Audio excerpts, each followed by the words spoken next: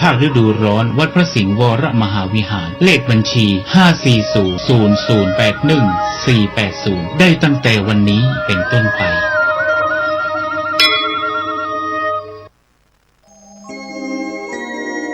ธรรมะวลคำวันนี้มารู้จักคำว่านิมนต์นิมนต์ใช้ในความหมายว่าเชิญหรือเชื้อเชิญพระภิกษุสามเณรถ้าเป็นการเชิญด้วยหนังสือเรียกว่าฎีกานิมนต์อาราธนาก็หมายถึงเชิญเชื้อเชิญหรืออ้อนวอนร้องขออย่างเช่นขออาราธนาพระคุณเจ้าเข้าไปเถิดครับหรือนิมนต์ทางนี้เถิดครับคำสองคำนี้นิยมใช้แทนกันได้แต่ไม่นิยมใช้คู่กันธรรมะวลคำโดยสำนักงานพระพุทธศาสนาแห่งชาติ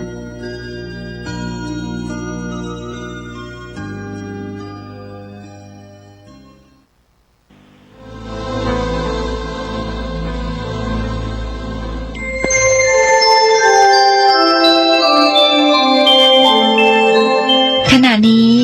ท่านกำลังฟังสถานีวิทยุกระจายเสียงพระพุทธศาสนา FM 104.5 เมกะเฮิรตซ์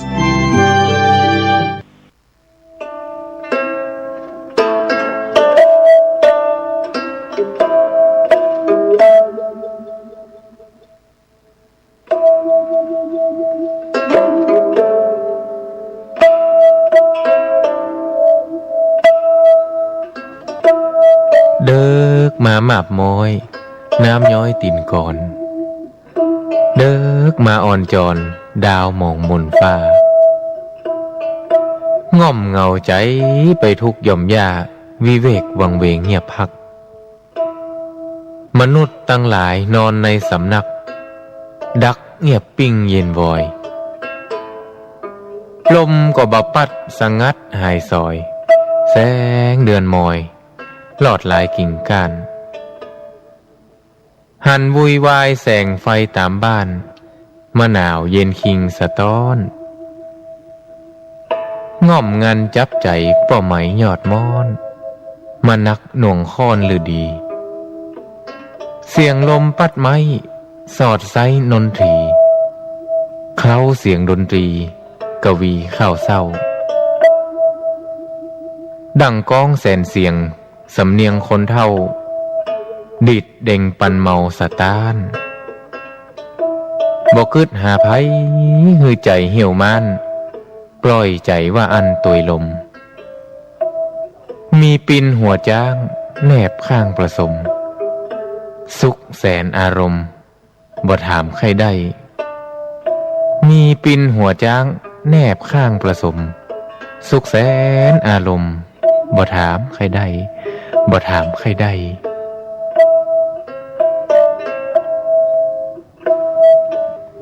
คุณกำลังฟังสถานีวิทยุเพื่อการศึกษาพระพุทธศาสนาและวัฒนธรรม FM 104.5 เมกะเฮิรตซ์คุณกำลังฟังสถานีวิทยุเพื่อการศึกษาพระพุทธศาสนาและวัฒนธรรม FM 104.5 เมกะเฮิรตซ์ You are listening to 104.5 Radio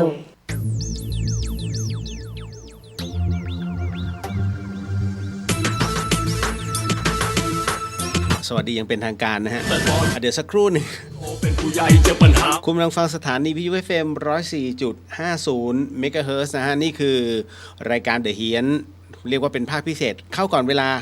นะฮะก็ต้องบอกว่าที่นี่คือฐานประจำการอยู่ที่วัดฝายหินหลังมหาวิทยาลัยเชียงใหม่นะฮะด้วยณตรงนี้นี่เองฮะต้องบอกว่าเป็นช่วงเวลาที่ประเทศไทยนั้นนะครับก็เรียกว่าได้รับผลกระทบพอสมควรนะฮะ จากเหตุแผ่นดินไหวนะที่ผ่านมาวันนี้นะครับคุณผู้ฟังที่ฟังช่วงที่ต่อจาก FM 104.50 เมกะเฮิรตซ์ผมก็จะขอนำทุกท่านเข้าสู่การทำอโหสิกรรมเป็นภาคพิเศษ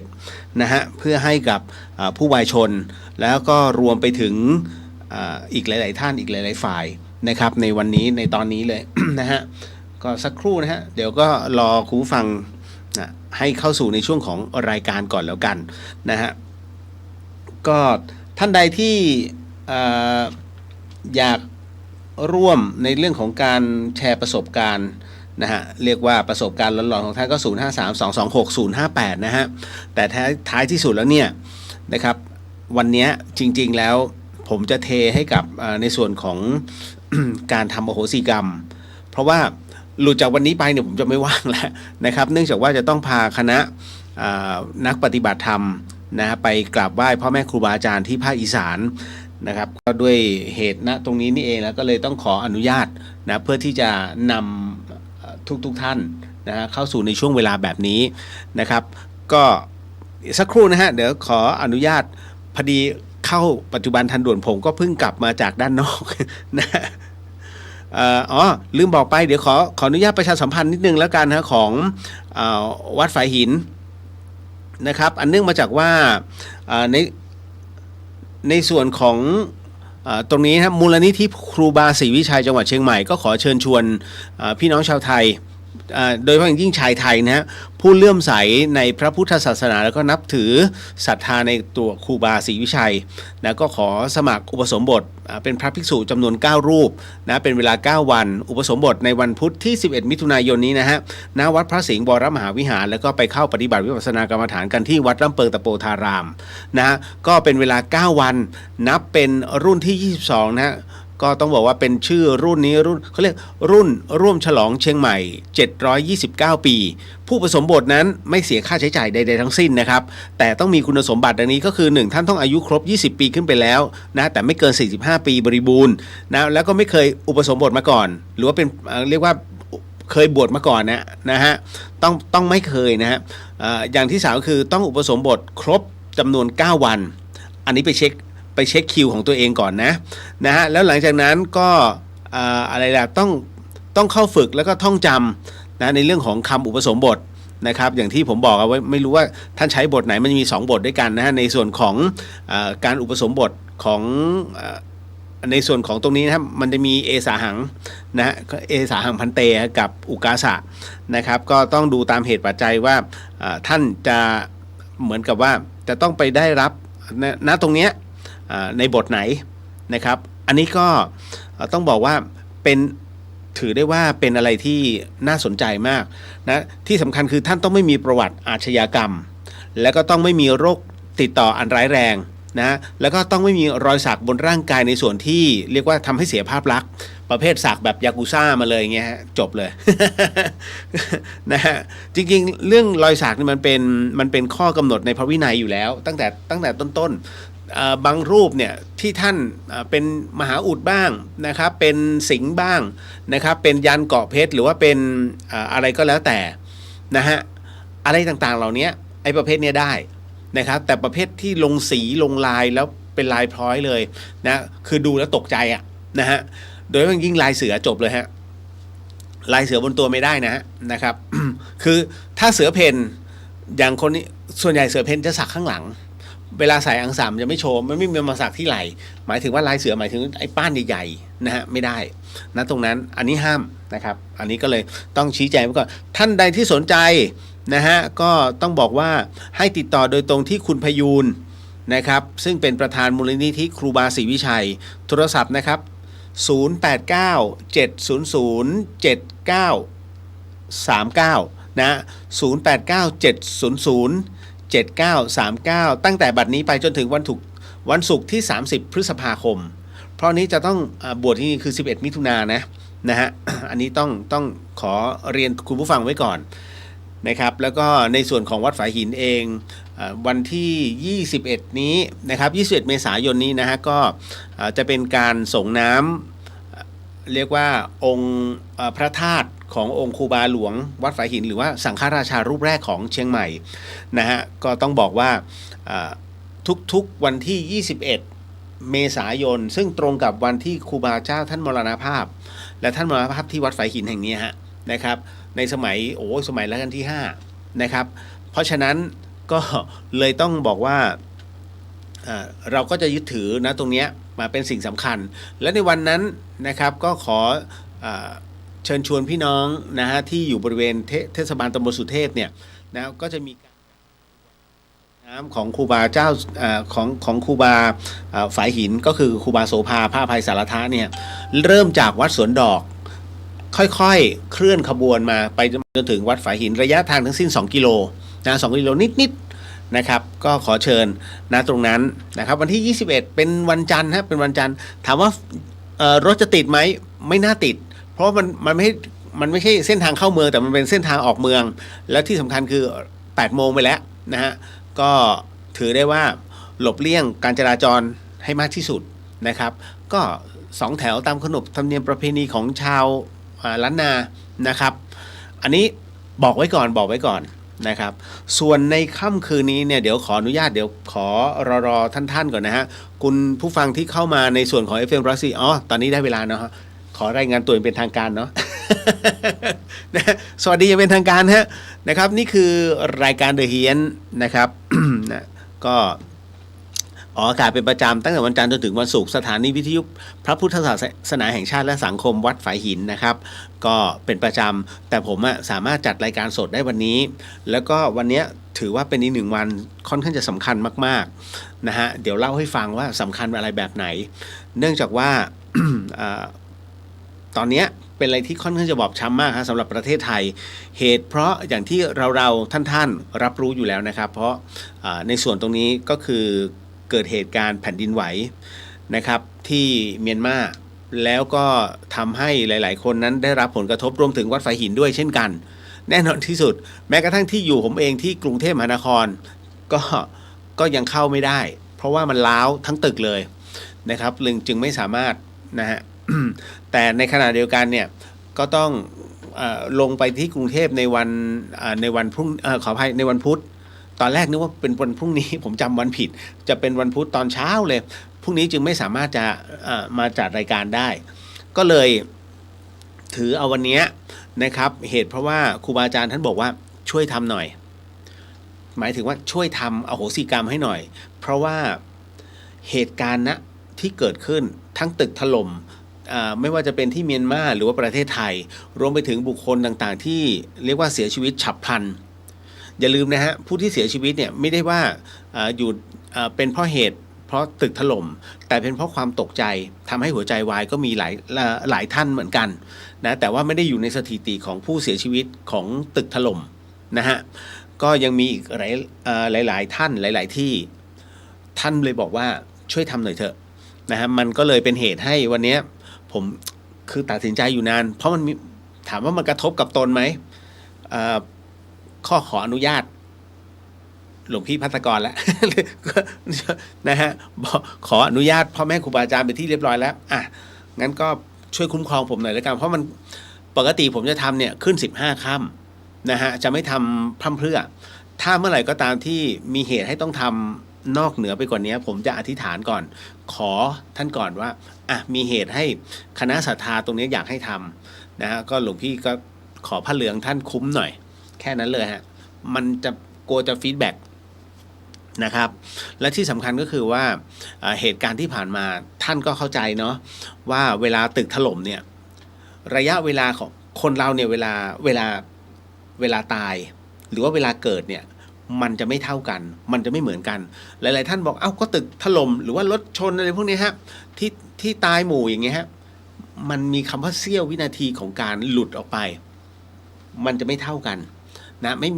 มีใครที่มันไปพร้อมกันตามเหตุปัจจัยขนาดวินาที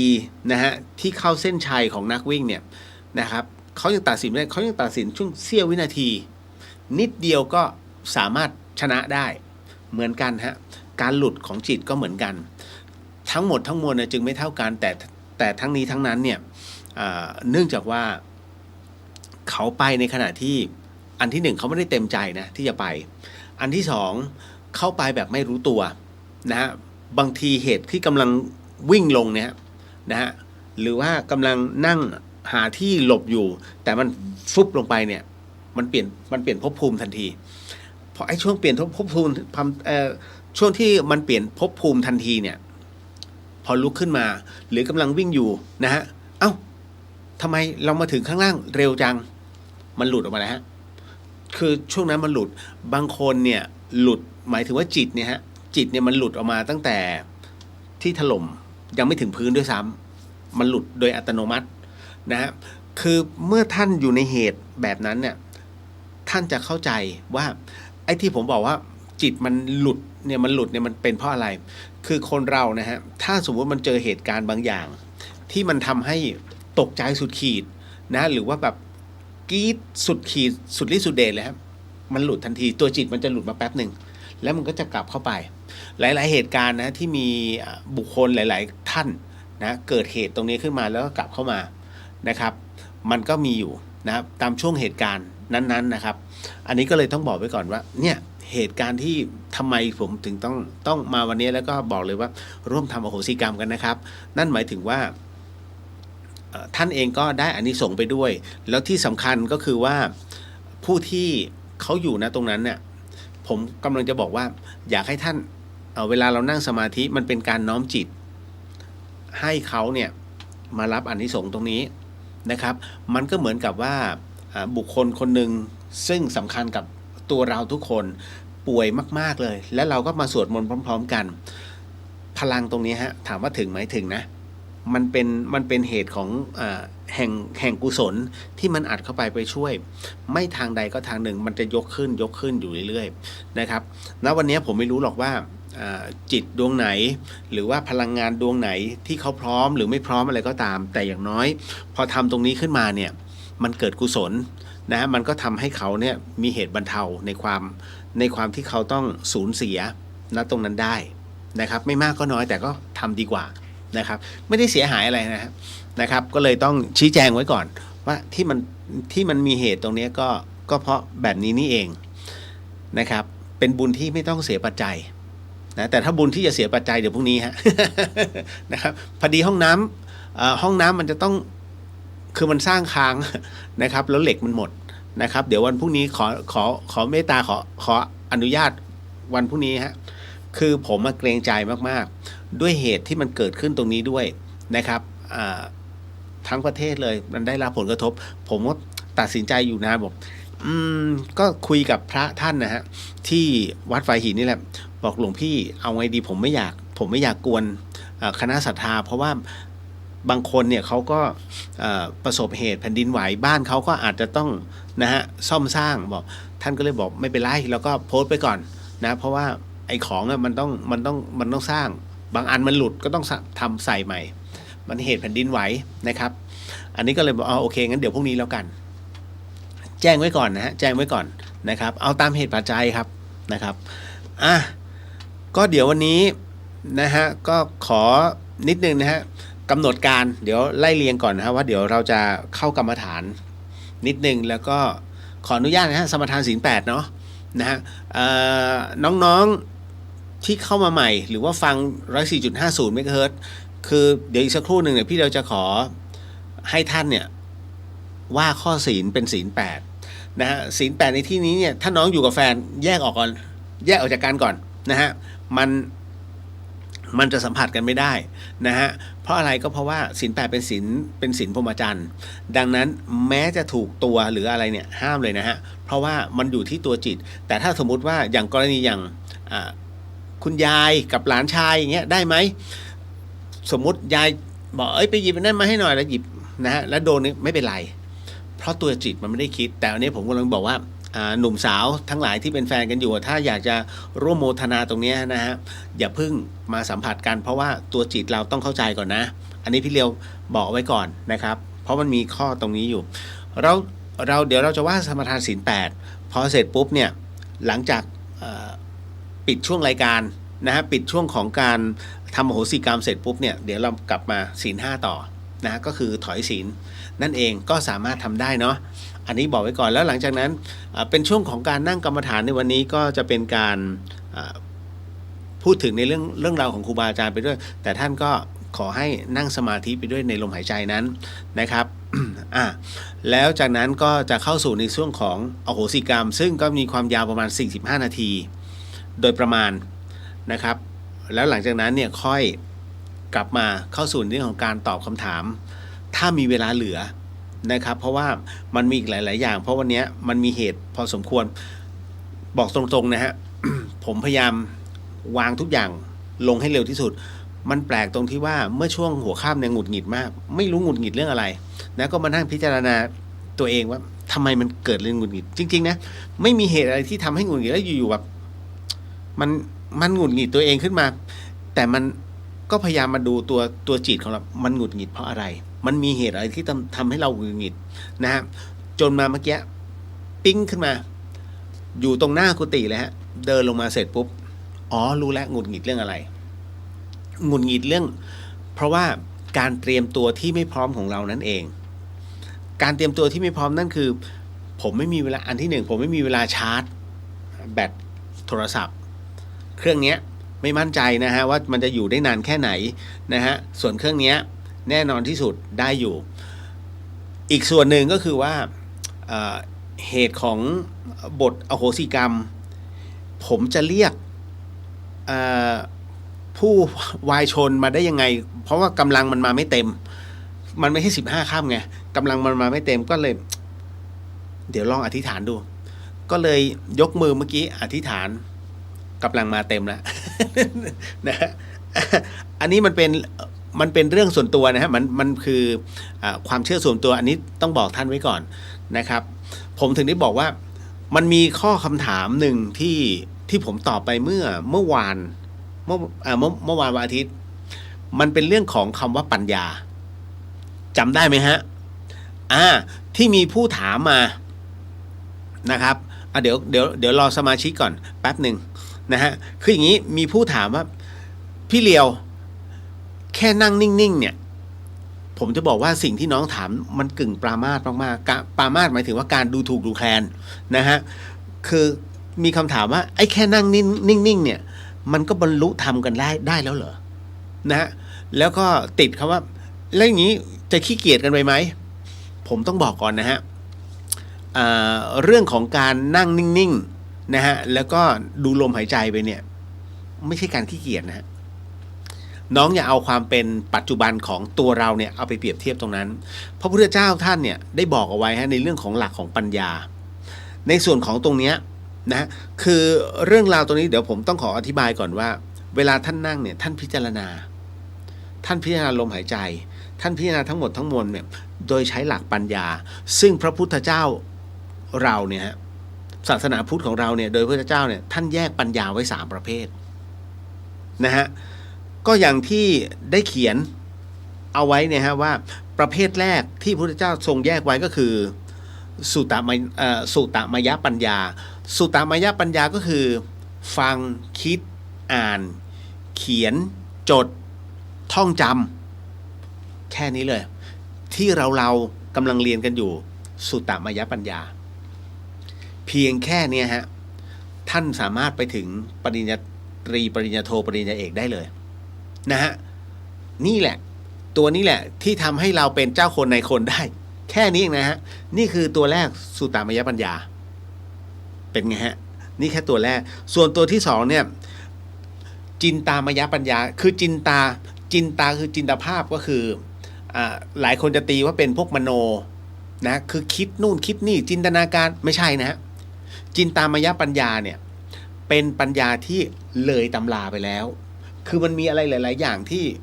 มันคิดจนเกินไปแล้วฮะอันเนี้ยจินตามยปัญญาเนี่ยเป็นประเภทที่อย่างเช่นผมยกตัวอย่างโทมัสอัลวา เอดิสันคิดเรื่องหลอดไฟแต่ก่อนนั้นเขาเรียนธรรมดาฮะแต่พอขึ้นหลักการที่เรียกว่ากรรมวิธีการทำหลอดไฟมันต้องมีประจุตรงนี้ขึ้นมาเขาก็จะจดแล้วก็ทำเป็นตำรานี่ตัวนี้เขาเรียกจินตมยปัญญามันเลยตำราไปแล้วจนฉันคิดของฉันได้เองแล้วนะฮะไอน์สไตน์คิดถึงทฤษฎีสัมพันธภาพนะฮะในช่วงของทฤษฎีควอนตัมนะฮะทั้งหมดพอไอน์สไตน์คิดปุ๊บขึ้นมาเป็นสูตรต่างๆเลยนะฮะเนี่ยฮะมันเกินกับคำว่าตำรานี่คือจินตามยปัญญาอันนี้เข้าใจนะฮะคือคนธรรมดามันไม่ใช่มานั่งเพ้อเจ้อแบบคนธรรมดาไม่ใช่นะฮะอีกประเภทหนึ่งก็คือเป็นเรียกว่าเป็นภาวนามยปัญญาอันนี้คือสิ่งที่องค์พระสัมมาสัมพุทธเจ้าท่านได้บอกเลยการที่คนเรานะฮะได้อยู่ในช่วงของภาวนามยปัญญาซึ่งเป็นปัญญาอันสูงสุดนั่นคือการพิจารณาลึกลงไปในตัวเองให้รับรู้เลยว่า ให้รู้สึกและก็สัมผัสได้ถึงคำว่าการไหลเวียนของโลหิตให้รับรู้ว่ากระดูกมันตั้งยังไงมันมีสีอะไรนะให้รับรู้ในถึงเซลล์ต่างๆของร่างกายมันทำงานยังไงนะตับปอดม้ามเนี่ยถือว่าเป็นตัวใหญ่ไม่เจาะลงไปอีกเพราะฉะนั้นมันสามารถเข้าไปยังซูเปอร์โนวานะฮะแม้กระทั่งออร์แกเนลของคนคือเซลล์ต่างๆเนี่ยนะมันก็สามารถพิจารณาตรงนั้นเนี่ยฮะมันเข้าไปสู่ตรงนี้ฮะซึ่งเรียกว่าเป็นปัญญาที่โคเวอร์มากๆและมหาศาลมันมีพลังมหาศาลนี่คือปัญญาท่านจะเลือกใช้ปัญญาแบบไหนแค่นั้นเลยฮะเพราะฉะนั้นปัจจุบันนี้เราอยู่ในช่วงของปัญญาชนิดแรกนะสุตตมยปัญญานะฮะในส่วนของจิตตมยปัญญานั้นหมายถึงว่าเมื่อท่านทำวิจัยนะทำวิทยานิพนธ์เกิดขึ้นนะเป็นดุษฎีนิพนธ์ปริญญาเอกทำผลวิจัยเป็นระดับโปรเฟสเซอร์โอเคอันเนี้ยนี่คือเรียกว่าจินตมยปัญญานะฮะก็ให้รับรู้ในเรื่องของปัญญาเหล่านี้เอาละพอสมควรแล้วเนาะ23กว่าแล้วนะฮะขออนุญาตนิดนึงนะฮะก็ไม่สามารถครับคุณเล็งบอกว่าให้ผมชาร์จแบตไปด้วยได้ไหมแล้วปล่อยแบตหมดเครื่องพังเร็วมันจำเป็นเพราะว่าตัวนี้ผมเสียบไมค์อยู่เสียบก้น ต้องเสียบก้นมันก็เลยไม่สามารถจะทำอะไรได้น้องอางสวัสดีค่ะพี่เลียวสวัสดีค่ะยังอยู่เสมิงหรือเปล่า ยังอยู่โรงพยาบาลเสมิงหรือเปล่าคะนะฮะพี่สุวรรณยาสวัสดีค่ะสวัสดีครับพี่นะฮะต่อมาเดี๋ยวนะครับขออนุญาตทักทายอันนี้ก่อนนิดหนึ่งพูดน้องจำชื่อไม่ได้แล้วน้องพยาบาลที่อยู่ที่สวนดอกครับนะฮะอย่างเหมือนเดิมนะฮะก็คือวันนี้หมายถึงว่าพี่เลียวพูดรวมนะฮะแล้วก็ทำอโหสิกรรมแบบโดยรวมให้กับผู้วายชนแล้วก็ผู้บาดเจ็บนะฮะคนเจ็บก็สามารถได้เหมือนเดิมนะน้องมันฉับพลันนิดนึงต้องขออโหสิด้วยนะไม่ได้บอกใครเลยผมแค่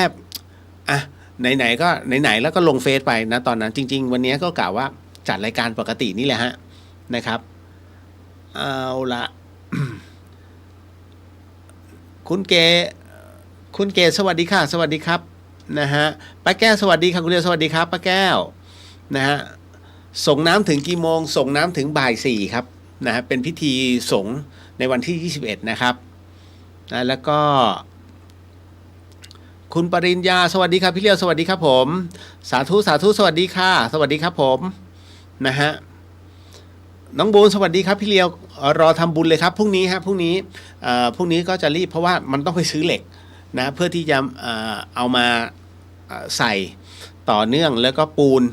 นะวันนี้ก็สั่งทรายมายืมตังค์เด็กวัด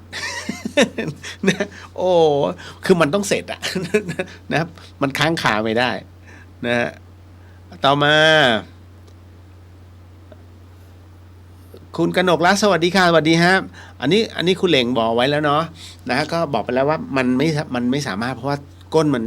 มันต้องใส่ไมค์ไปด้วยไม่งั้นมันจะไม่ชัดไม่งั้นผมต้องใช้วิธีการตะโกนนะฮะไม่เป็นไรคิดว่าพอดี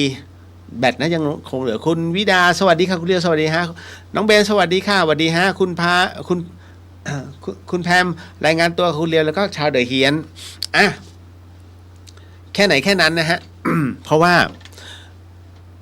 คือเราอะถ่วงได้รอกันได้แต่อีกที่หนึ่งเขารอไม่ได้ อีกหนึ่งมิติเขารอไม่ได้เพราะผมก็โดนกำชับมาว่าให้ไว นะฮะ คือมันมีอะไรที่ค่อนข้างจะทนทุกข์ทรมานพอสมควรนะไม่น่าเลย ขออภัย ไม่น่าในที่หมายถึงว่าไม่น่ามาสั่งเราแบบทันด่วนไม่ทันได้ตั้งตัวเพราะปกติผมจะต้องรอ15 ค่ำนะครับ ขออนุญาตนะครับเดี๋ยวเราก็จะมาขึ้นกรรมฐานกันก่อน นะครับก็เป็นบทเต็มเลยนะของพระเดชพระคุณพระราชพรหมยานนะครับแล้วหลังจากนั้นก็เดี๋ยวเราไปขึ้นสมทานศีล8ชั่วขณะเป็นศีล8ชั่วขณะอันบริสุทธิ์45นาทีไม่เดี๋ยว45 ตีไป1 ชั่วโมง 10 นาทีเราจะถือศีล8กัน1 ชั่วโมง 10 นาทีนั่นหมายถึงว่าหลังจากที่กล่าวเสร็จแล้วก็นั่งสมาธิเสร็จแล้วก็ไปจนถึงในส่วนของอโหสิกรรมนะฮะผมขออนุญาตเป็นตัวแทนทุกท่านนะครับในเรื่องของการกล่าวนะครับไม่ว่าจะเป็นบทนะโมหรือว่าอะไรก็ตามท่านใดที่ไม่สะดวกก็ขอให้น้อมจิตตามนะครับท่านใดที่เข้ามาครึ่งกลางๆแล้วมองว่าเฮ้ยเดี๋ยวต้องไปทำตรงนั้นไม่เป็นไรท่านพอเสร็จปุ๊บเนี่ยให้น้อมจิตโมทนาแล้วถ้ามีธุระให้ทำธุระก่อนแล้วก็กลับมาเสร็จปุ๊บแล้วยกมือโมทนาใหม่มันต่อทุกอย่างมันเป็นการต่อเนื่องของบุญอยู่แล้วไม่มีปัญหานะฮะขออนุญาตนะครับ พร้อมนะคุณผู้ฟังทางบ้านที่ฟังอยู่ช่อง FM 104.50 เมกะเฮิรตซ์กำลังขับรถอยู่หรือว่าอยู่ที่บ้านตอนนี้เดี๋ยวผมจะให้ทุกท่านเข้ากรรมฐานหรือว่าคล้ายๆนั่งสมาธิสั้นๆไม่ได้ยืดยาวนะครับเพราะว่าอันที่หนึ่งก็คือเป็นกำลังบุญของท่านเองแล้วก็เป็นกำลังเสริมนะฮะให้กับบุคคลที่เรียกว่าอันเป็นที่รักของท่านไม่ว่าจะป่วยหรือว่าผู้ที่วายชนไปแล้วเขาก็สามารถรับรู้ได้เพราะวันนี้ทำเป็นเคสพิเศษให้นะนั่นคือจากเหตุการณ์ตึกถล่มวันนี้นะครับ เอาละฮะถ้าพร้อมแล้วขออนุญาตนะครับนะโมตัสสะภะคะวะโตอะระหะโตสัมมาสัมพุทธัสสะนะโมตัสสะภะคะวะโตอะระหะโตสัมมาสัมพุทธัสสะนะโมตัสสะภะคะวะโตอะระหะโตสัมมาสัมพุทธัสสะอิมังภะคะวา อัตตภาวังตุมหากังปริจัชชามิข้าแต่สมเด็จพระผู้มีพระภาคเจ้าผู้เจริญข้าพระพุทธเจ้าทั้งหลายขอมอบกายถวายชีวิตแด่องค์สมเด็จพระสัมมาสัมพุทธเจ้า ข้าพระพุทธเจ้าทั้งหลายขออาราธนาบารมีพระพุทธเจ้าทุกๆพระองค์พระปัจเจกพุทธเจ้าทุกๆพระองค์พระธรรมและพระอริยสงฆ์ทั้งหลายครูบาอาจารย์ทั้งหลายสืบกันมาขอได้โปรดยกจิตของข้าพเจ้าขึ้นสู่ภาวะพระกรรมฐานทั้ง40ทัศพระปิติทั้ง5และวิปัสสนาญาณทั้ง9ขอพระกรรมฐานทั้ง40ทัศพระปิติทั้ง5และวิปัสสนาญาณทั้ง9จงมาบังเกิดปรากฏในกายทวารในวจีทวารในมโนทวารของข้าพระพุทธเจ้าณกาลบัดเดี๋ยวนี้เถิดขอได้โปรดยกจิตของข้าพเจ้าขึ้นสู่ภาวะแห่งเมฆจิตสามารถกำหนดจิตรู้ภาวะการต่างๆทั้งเหตุผลอดีตอนาคตและปัจจุบันได้ทุกขณะจิตที่ปรารถนาจะรู้เมื่อรู้แล้วขอให้เห็นภาพนั้นได้ชัดเจนแจ่มใสและพยากรณ์ได้ตามความเป็นจริงทุกประการเหตุใดที่จะพึงบังเกิดแก่ข้าพเจ้าขอให้ข้าพเจ้า ได้รู้เหตุนั้นได้โดยไม่ต้องกำหนดจิตแม้แต่ประการใดณกาลบัดเดี๋ยวนี้เทินต่อไปนะครับก็ จะเป็นการขออนุญาตนะครับทั้งหมดทั้งมวลขอให้กำหนดจิตตามนะฮะแล้วเดี๋ยวถึงช่วงที่ผมบอกว่าให้ว่าตามก็ค่อยว่านะครับ ปุริมันจะทีสังราชาทตาราโทปัสสสติคาตพานังอธิปติมหาราชาจะสสิโสปุตตาปิตาสะภาโวธรรมานามหาพลายทิมันโตชุติมันโตวันวันโตจะสัทธิโนโมธรรมานาทังสุทาคินันจะทีสังราชาวิรุโหตาปัสสสติกุมภทานังอธิปติมหาราชาจะสสิโสปุตตาปิตาสะภาโว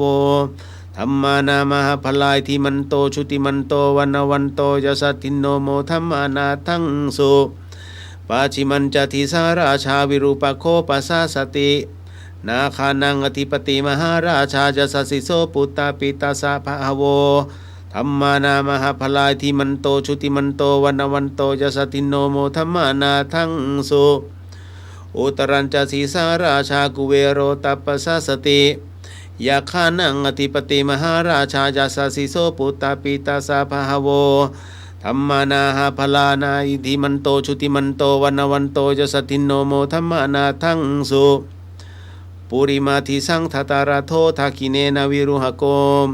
ปาชิเมนาวิรุปโคกุเวโรอุตาราทิสังจัตตารโรเตมหาราชาสมันตาจตุโรทิสาทันทลมานาทังสุ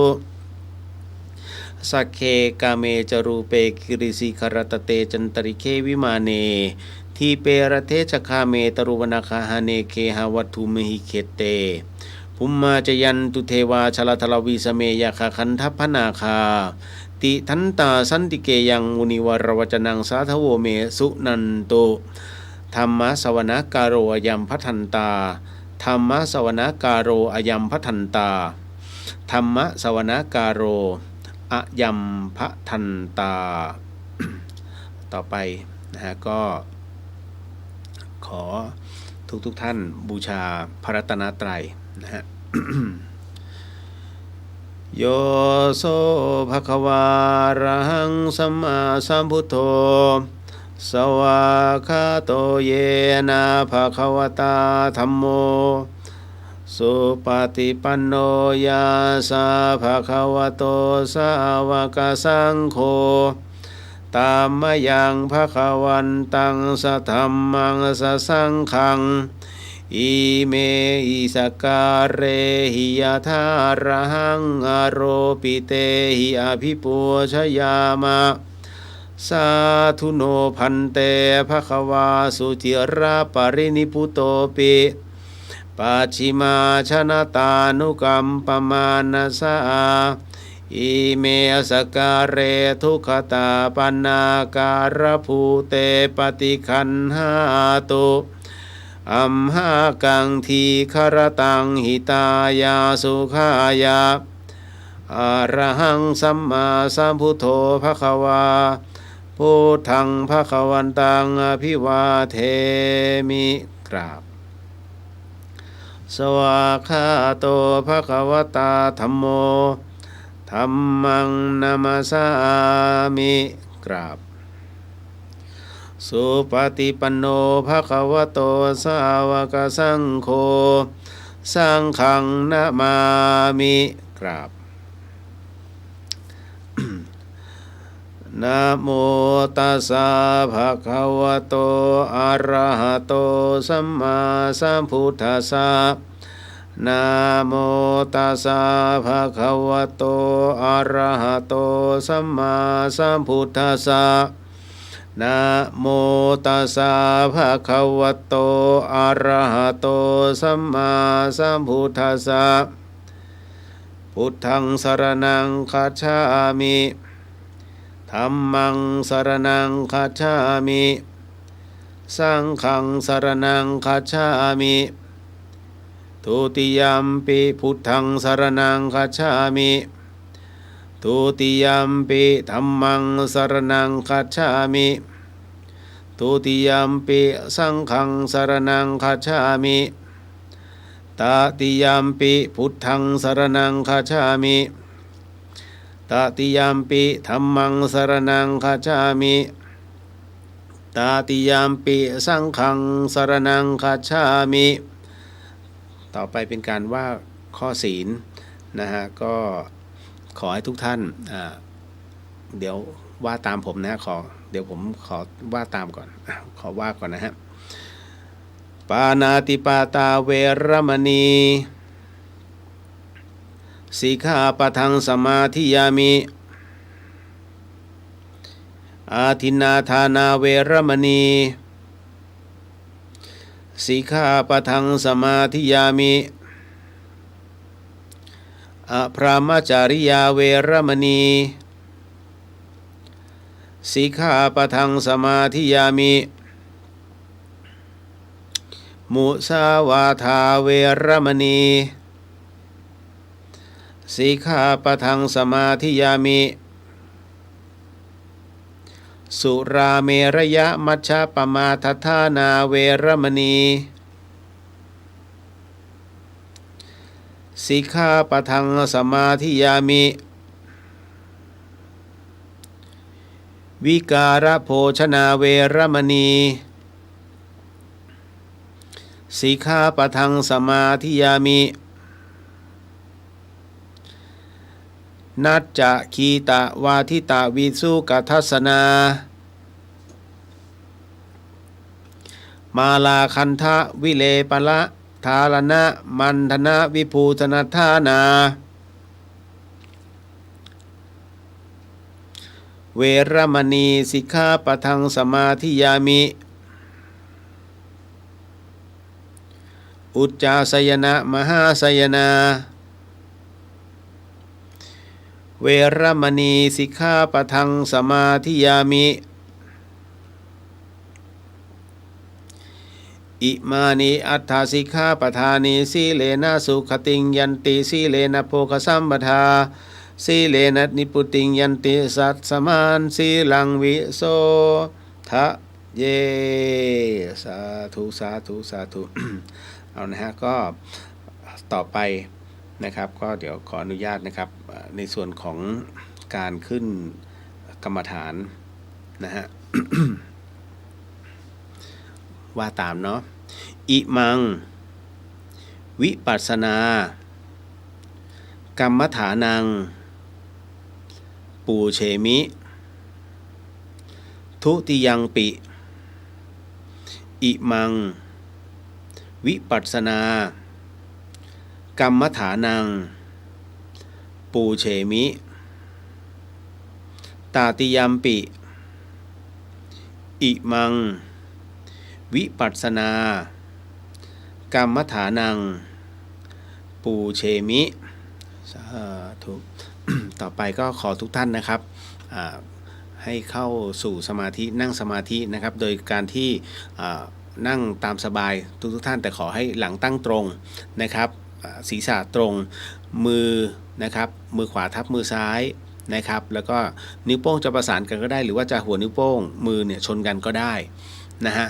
ให้สบายที่สุดนะครับอะไรก็ตามที่เป็นขยะอารมณ์วันนี้นะฮะแล้วมันเข้ามาอื่นๆในหัวขอให้วางไว้ทิ้งมันลงก่อนนะอย่าเอาไปคิดตามนะฮะผมก็ทิ้งเรียบร้อยแล้วก็จบไปเรียบร้อยแล้วอะไรก็ตามที่ต้องเป็นแผนสำหรับที่จะต้องคิดต่อไปในอนาคตก็ให้ทิ้งไปก่อนขอให้ท่านอยู่กับปัจจุบันอยู่กับลมหายใจนะฮะเพราะฉะนั้นในตอนนี้นะครับก็ขออนุญาตนะครับก็ขอ อัญเชิญดวงวิญญาณทั้งหมดทั้งมวลรวมไปถึงกายทิพย์ของผู้ที่ได้รับบาดเจ็บทั้งหมดทั้งมวลไม่ว่าจะเป็นทั้งอุบัติเหตุหรือว่าเป็นผู้ป่วยติดเตียงหรือว่าเป็นผู้ป่วยที่ใดก็ตามที่รับฟังแล้วก็ได้ยินได้ฟังอยู่นั้นก็ขอให้ทั้งหมดทั้งมวลนั้นได้รับรู้แล้วก็ขอให้โมทนาตามในส่วนของตรงนี้ในวันนี้ที่จะทำอโหสิกรรมให้กับทุกท่านนั้นได้เบาบางในทุกๆอย่างที่กำลังเผชิญอยู่สาธุครับต่อไปก็ขอให้ทุกท่านนั้นได้เข้าสู่สมาธินะฮะโดยที่เราจะนั่งกรรมฐานกันนะฮะในช่วงตรงนี้นี่เองค่อยๆหลับตานะครับค่อยๆหลับตา นะแล้วก็หายใจสูดหายใจลึกๆนะมาร์คไว้ตรงที่สะดือนะหรือท้องน้อยแล้วก็ค่อยๆผ่อนลมหายใจออกโดยเอาสติตามลมหายใจเลี้ยงเอาไว้นะฮะเลี้ยงเอาไว้อะไรก็ตามที่เข้ามาเป็นอุปสรรคในเรื่องของเสียงหรือว่าโสตทั้งหลายทั้งปวงเนี่ยที่มันมากระทบกับเราจิตมันจะคล้อยตามไปตามเสียงนั้นหรือว่าเหตุการณ์นั้นแป๊บหนึ่งนะแล้วเดี๋ยวมันก็จะกลับมาเพราะฉะนั้นอยากให้ท่านนั้นปิดเปลือกตาลงเพื่อที่จะได้ไม่เห็นมันเพราะนั้นสิ่งที่ท่านก็ได้รับรู้ก็คือแค่จมูกกับหู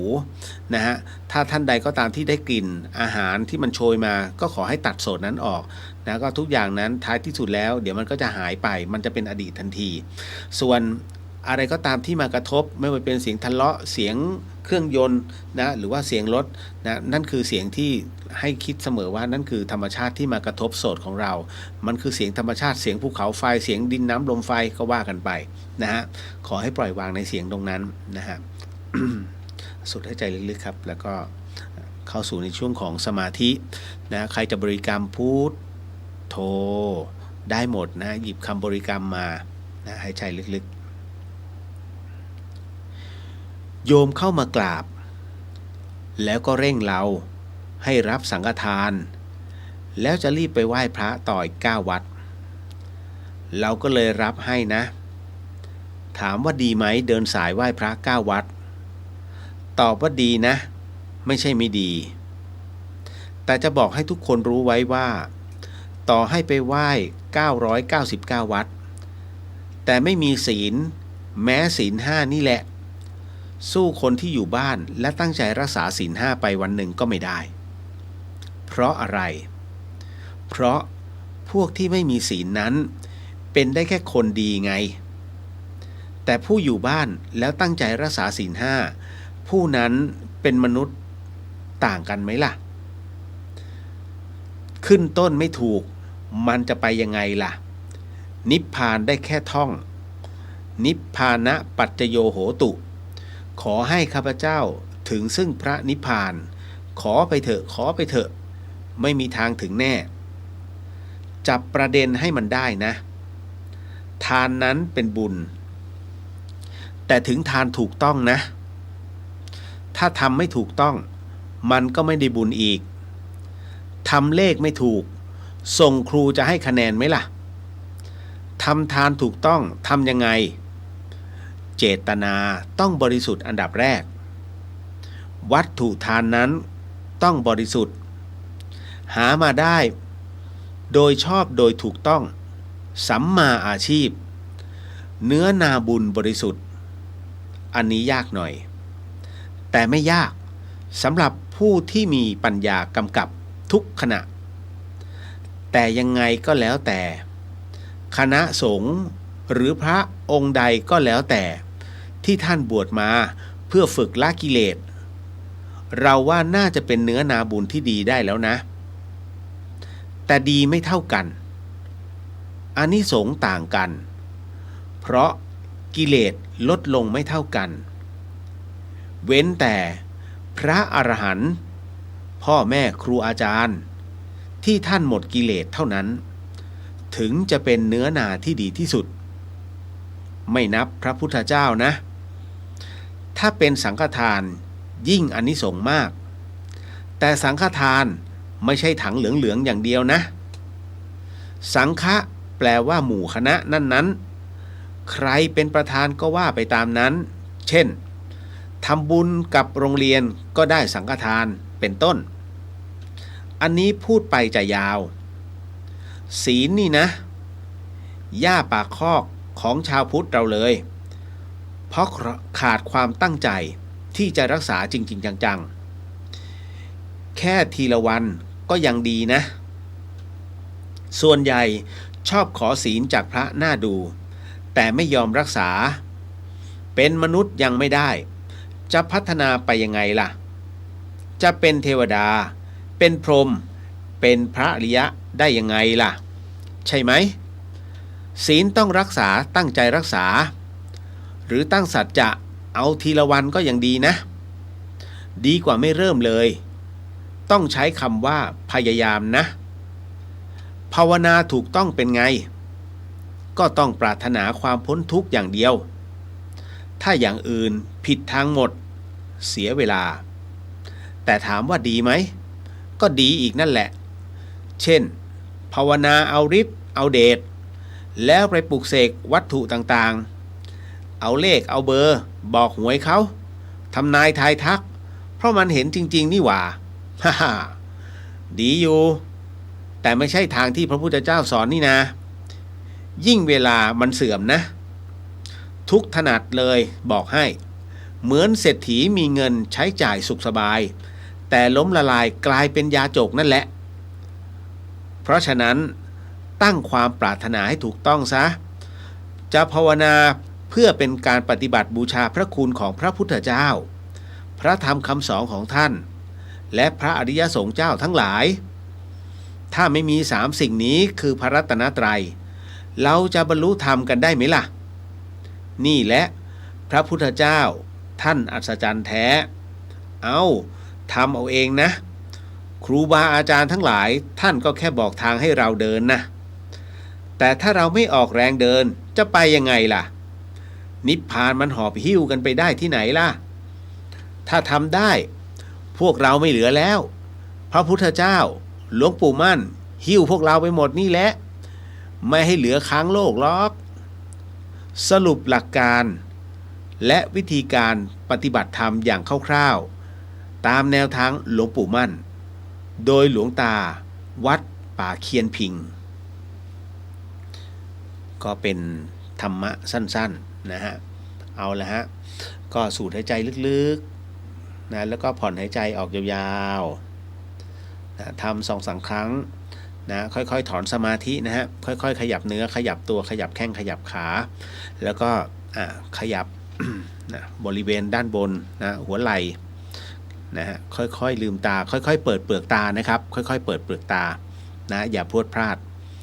เนาะก็ถือว่า เป็นอีกหนึ่งนะเรื่องราวในวันนี้ เอานะครับก็ขออนุญาตในส่วนตรงนี้แผ่บุญกุศลก่อนเนาะพนมมือว่าตามเนาะอิทังปุญญะพลังผลบุญใดที่ข้าพเจ้าทั้งหลายได้บำเพ็ญมาแล้วณโอกาสนี้ข้าพเจ้าทั้งหลายขออุทิศส่วนกุศลนี้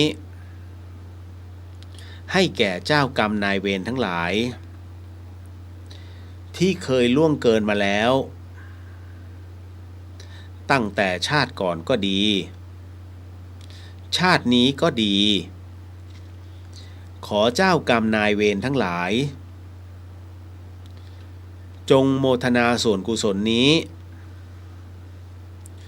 จงขออโหสิกรรมให้แก่ข้าพเจ้าตั้งแต่วันนี้ตราบเท่าเข้าสู่พระนิพพานและข้าพเจ้าทั้งหลายขออุทิศส่วนกุศลนี้ให้แก่เทพเจ้าทั้งหลายที่ปกปักรักษาข้าพเจ้าและเทพเจ้าทั้งหลายทั่วสากลพิภพและพญายมราชขอเทพเจ้าทั้งหลายและพญายมราชจงโมทนาส่วนกุศลนี้ขอจงเป็นสักขีพยานในการบำเพ็ญกุศลของข้าพเจ้าในครั้งนี้ด้วยเถิดและขออุทิศส่วนกุศลนี้ให้แก่ท่านทั้งหลายที่ล่วงลับไปแล้วที่เสวยความสุขอยู่ก็ดีเสวยความทุกข์อยู่ก็ดีเป็นญาติก็ดีมิใช่ญาติก็ดีขอให้ท่านทั้งหลายจงโมทนาส่วนกุศลนี้ พึงได้รับประโยชน์ความสุขเช่นเดียวกับข้าพเจ้าจะพึงได้รับณกาลบัดเดี๋ยวนี้เถิดผลและบุญใดที่ข้าพเจ้าทั้งหลายได้บำเพ็ญมาแล้วณโอกาสนี้ขอผลบุญนี้จงเป็นปัจจัยให้ข้าพเจ้าทั้งหลายได้เข้าถึงซึ่งพระนิพพานในชาติปัจจุบันนี้เถิดสาธุสาธุสาธุนะเดี๋ยวต่อไปนะครับจะเป็นการขออโหสิกรรมก็เป็นบทชุดใหญ่เหมือนเดิมในบทขออโหสิกรรมนี้จะมีช่วงหนึ่งนะฮะที่จะเป็นการสมทานศีลนั่นคือสมทานศีล5ผมขออนุญาตนะฮะให้ทุกท่านนั้นได้สมทานศีลอีกรอบหนึ่งแต่สมทานศีล5ในรอบนี้มิใช่ตัวท่านเป็นผู้รับตัวศีลแต่ขอให้ท่านเป็นตัวแทนของดวงวิญญาณนะฮะของผู้วายชนรวมไปถึงผู้ที่บาดเจ็บนะฮะแล้วก็ไม่สามารถจะเอื้อนเอ่ยได้ขอให้ท่านเป็นปากเป็นเสียงแทนให้เขานะฮะก็คือเอ่ยตามในเรื่องของการว่าข้อศีลเป็นศีล5นะฮะก็เลยต้องขออนุญาตนะตรงนี้ไปด้วย เนาะเอาละพร้อมไหมนะฮะให้ขยับแข้งขยับขา1 นาทีพร้อมกับประชาสัมพันธ์อีกรอบหนึ่งนะฮะคุณผู้ฟังที่ฟัง 104.50 นะฮะก็ขอเชิญชาวไทยนะชายไทยนะฮะที่มีใจเลื่อมใสในพระพุทธศาสนาชวนอุปสมบทนะฮะรับแค่9รูปนะฮะให้บวช9วันนะครับคือวันที่บวชคือ11มิถุนายนเป็นวันพุธนะณวัดพระสิงห์นะฮะก็คุณสมบัติก็คืออายุครบ20 ปีแต่ไม่เกิน45 ปีไม่เคยบวชมาก่อนนะฮะต้องอยู่ให้ครบ9วันนะครับแล้วก็ต้องมีการเข้าฝึกซ้อมนะแล้วก็ท่องจำในคำอุปสมบทให้ได้4 ครั้งนะไม่มีประวัติอาชญากรรมไม่มีโรคติดต่อร้ายแรงที่สำคัญไม่มีรอยสักนะให้ชวนเสียภาพลักษณ์นะท่านสามารถติดต่อได้ที่คุณพยูนมีทองคำโทรศัพท์นะครับ089 700 7839 089 700 7839นะฮะตั้งแต่บัดนี้ไปจนถึง30 พฤษภาคมนะฮะติดต่อได้นะ9 วันผมว่าแป๊บเดียว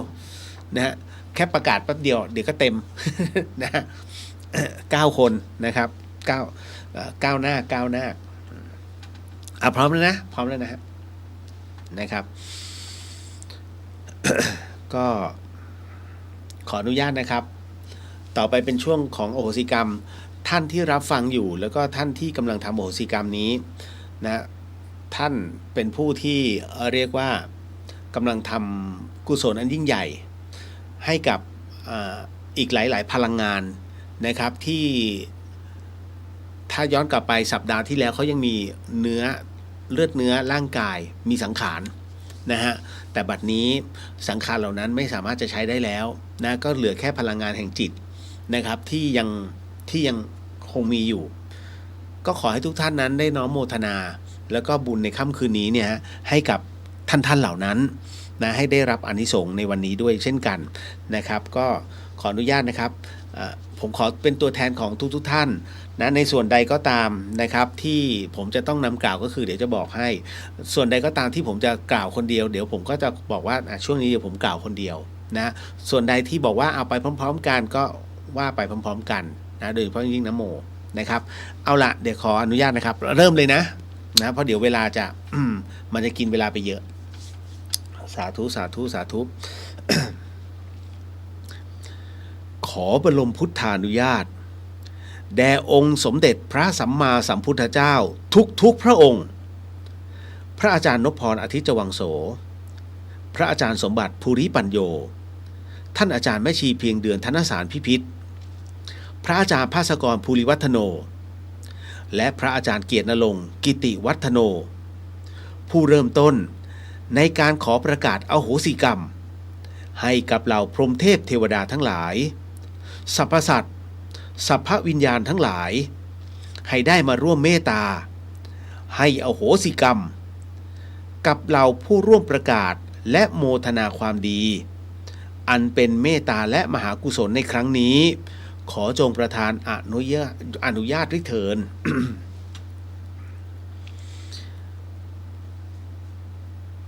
นะโมตัสสะภะคะวะโตอะระหะโตสัมมาสัมพุทธัสสะนะโมตัสสะภะคะวะโตอะระหะโตสัมมาสัมพุทธัสสะนะโมตัสสะภะคะวะโตอะระหะโตสัมมาสัมพุทธัสสะ ต่อไปจะเป็นการชุมนุมเทวดาก็ขอให้ทุกท่านนั้นได้กำหนดจิตกำหนดใจว่าใครก็ตามที่เคยเป็นพี่เป็นน้องเป็นผู้ที่มีพระคุณของเราเป็นเจ้ากรรมนายเวรของเราบัดนี้เรามีจิตเป็นมหากุศลที่จะประกาศให้อโหสิกรรมเพื่อเป็นธรรมะทายทานก็ขอเชิญท่านทั้งหลายนั้นเหล่านั้นมาร่วมเป็นสักขีพยานแล้วก็มาร่วมโมทนาและหากท่านที่มีจิตอันเป็นมหากุศลในการร่วมให้อโหสิกรรมก็ขอให้ทำไปพร้อมๆกับเราก็ขอเชิญด้วยเอาละฮะทุกท่านก็ขอให้เตรียมกำหนดจิตกำหนดใจนะฮะ พร้อมเด้อสมันตาจักวาเรสุอัตรคัจฉันตุเทวตาสัทธัมมังมุนิราชสาสุนันตุสักขโมคทังสักเคกาเมจารูเปคิริสิขรตเตจันตริเควิมาเนทีเประเทจักขาเมตารุวนาคาเนเคหาวัตุมหิเคเตภุมมาจยันตุเทวาชลาทลาวิสเมยขคันธาพนาคาติทันตาสันติเกยังมุนิวรวจนังสาทโวเมสุนันตุธรรมสวนาการโรยามพะทันตาธรรมสวนาการโรยามพะทันตาธรรมสวนาการโรอายามพะทันตาต่อไปขอให้ว่าตามนะฮะ โมทนาสาธุโมทนาสาธุโมทนาสาธุกับพระสัมมาสัมพุทธเจ้าทุกพระองค์โมทนาสาธุโมทนาสาธุโมทนาสาธุกับพระธรรมเจ้าทุกพระองค์โมทนาสาธุโมทนาสาธุโมทนาสาธุกับพระอริยสังฆเจ้าทุกพระองค์โมทนาสาธุโมทนาสาธุโมทนาสาธุกับพระปัจเจกพุทธเจ้าทุกพระองค์โมทนาสาธุโมทนาสาธุโมทนาสาธุกับพระอัครสาวกเจ้าทุกพระองค์โมทนาสาธุโมทนาสาธุโมทนาสาธุกับพระอสีติมหาสาวกเจ้าทุกพระองค์โมทนาสาธุโมทนาสาธุโมทนาสาธุกับพระอรหันตสาวกเจ้าทุกพระองค์ขอพระบรมพุทธานุญาตขอพระองค์ทรงประทานพระวโรกาสให้ข้าพระพุทธเจ้าและคณะพร้อมด้วยพรหมเทพเทวดาทั้งหลายสรรพสัตว์ทั้งหลายสรรพเจ้ากรรมนายเวรทั้งหลายได้ทำพิธีขออโหสิกรรมในกรรมทั้งหลายทั้งปวงที่ข้าพเจ้าทั้งหลายได้เคยประมาทล่วงเกินแก่องค์พระศาสดาสัมมาสัมพุทธเจ้าพระธรรมเจ้าพระอริยสังฆเจ้าท่านผู้ทรงคุณพระคุณความดี และบารมีธรรมทั้งหลาย ด้วยกายก็ดี ด้วยวาจาก็ดี หรือแม้ด้วยใจก็ดี นับแต่อดีต16อสงไขยแสนกันจนถึงปัจจุบันชาติเพื่อความหมดเวรสิ้นกรรม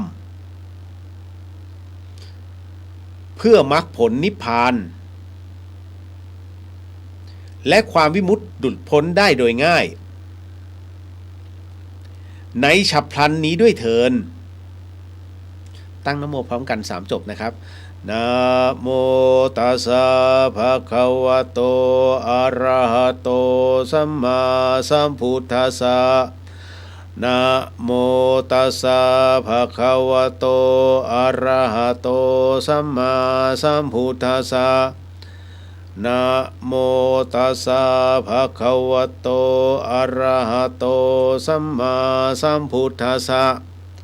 ต่อไปจะเป็นบทการขอเข้ามานะฮะก็ขอให้ทุกท่านน้อมจิตน้อมใจใครก็ตามนะฮะที่สามารถเอ่ยได้ก็ว่าตามนะครับเดี๋ยวผมจะเป็นคนนำให้ สัมมาสัมพุทโธปมาเทนะทวารตเยนะกตังสัพพังอปราทังขมตุโนพันเตสวาขาโตภควตาธัมโมปมาเทนะทวารตเยนะกตังสัพพังอปราทังขมตุโนพันเตสุปฏิปันโนภควโตสาวกสังโฆปมาเทนะทวารตเยนะกตังสัพพังอปราทังขมตุโนพันเตรัตนตเยปมาเทนะทวารตเยนะกตังสัพพังอปราทังขมตุโนพันเตสังโฆอริยสังโฆปมาเทนะทวารตเยนะกตังสัพพังอปราทังขมตุโนพันเตเถเรมหาเถเรปมาเทนะทวารตเยนะกตังสัพพังอปราทังขมตุโนพันเตทานบารมีทานอุปบารมีทานปรมัตถบารมีศีลบารมีศีลอุปบารมีศีลปรมัตถบารมีเนกขัมมะบารมีเนกขัมมะอุปบารมีเนกขัมมะปรมัตถบารมีปัญญาบารมีปัญญาอุปบารมีปัญญาปรมัตถบารมีวิริยะบารมีวิริยะอุปบารมีวิริยะปรมัตถบารมีขันติบารมีขันติอุปบารมีขันติปรมัตถบารมีสัจจะบารมีสัจจะอุปบารมีสัจจะปรมัตถบารมีอธิษฐานบารมีอธิษฐานอุปบารมีอธิษฐานปรมัตถบารมีเมตตาบารมีเมตตาอุปบารมีเมตตาปรมัตถบารมีอุเบกขาบารมีอุเบกขาอุปบารมีอุเบกขาปรมัตถบารมี ญาณสัมปันโนปมาเทนะทวารัตเยนะกตังสัพพังอปราทังขมตุโนพันเตญาณวิมุตติบารมีญาณวิมุตติอุปบารมีญาณวิมุตติปรมัตถบารมีญาณสัมปันโนปมาเทนะทวารัตเยนะกตังสัพพังอปราทังขมตุโนพันเตมรรคผลนิพพานบารมีมรรคผลนิพพานอุปบารมีมรรคผลนิพพานปรมัตถบารมีญาณสัมปันโนปมาเทนะทวารัตเยนะกตังสัพพังอปราทังขมตุโนพันเตคุรุอาจาริเยปมาเทนะทวารัตเยนะกตังสัพพังอปราทังขมตุโนพันเต มาตาปิตเรปมาเทนะทวารัตเยนะกตังสัพพังอปราทังขมตุโนพันเตโมทนาสาธุโมทนาสาธุโมทนาสาธุต่อไปเดี๋ยวผมจะว่าคนเดียวนะครับขออัญเชิญพรหมเทพเทวดาสรรพสัตว์สรรพเจ้ากรรมนายเวรทั้งหลายของท่านทั้งหลายที่อยู่ณที่นี้จงมาณที่นี้ทั้งหมดจงมาณที่นี้ทั้งหมดจงมาณที่นี้ทั้งหมดขอพระภูมิเจ้าที่ที่ดูแลณที่นี้หรือที่พักที่อาศัยอยู่ของทุกท่านที่ได้ชมได้ยินได้ฟังอยู่ช่วยเปิดทางด้วยขอท่านท้าวพญายมราชท้าวจตุโลกบาลขอเมตตามาดูแลความเรียบร้อยขออย่าให้ใครมากลั่นแกล้งขัดขวางเมื่อมาถึงแล้วที่เป็นสัตว์ขอให้เป็นคนที่เป็นสัตว์ขอให้เป็นคนที่เป็นสัตว์ขอให้เป็นคนที่เป็นคนแล้วขอให้เป็นคนโดยสมบูรณ์บริบูรณ์ที่เป็นคนแล้วขอให้เป็นคนโดยสมบูรณ์บริบูรณ์ที่เป็นคนแล้วขอให้เป็นคนโดยสมบูรณ์บริบูรณ์ด้วยแขนขาตาหูจมูกปากลิ้นกายใจอวัยวะการ32ครบถ้วนด้วยแขนขาตาหูจมูกปากลิ้นกายใจอวัยวะอาการ32ครบถ้วนด้วยแขนขาตาหูจมูกปากลิ้นกายใจอวัยวะอาการ32ครบถ้วนขอให้หายจากทุกขเวทนาขอให้หายจากทุกขเวทนาขอให้หายจากทุกขเวทนาข้าพเจ้าขอแผ่ความดีให้ข้าพเจ้าขอแผ่ความดีให้ข้าพเจ้าขอแผ่ความดีให้ขอให้พูดได้ขอให้พูดได้ขอให้พูดได้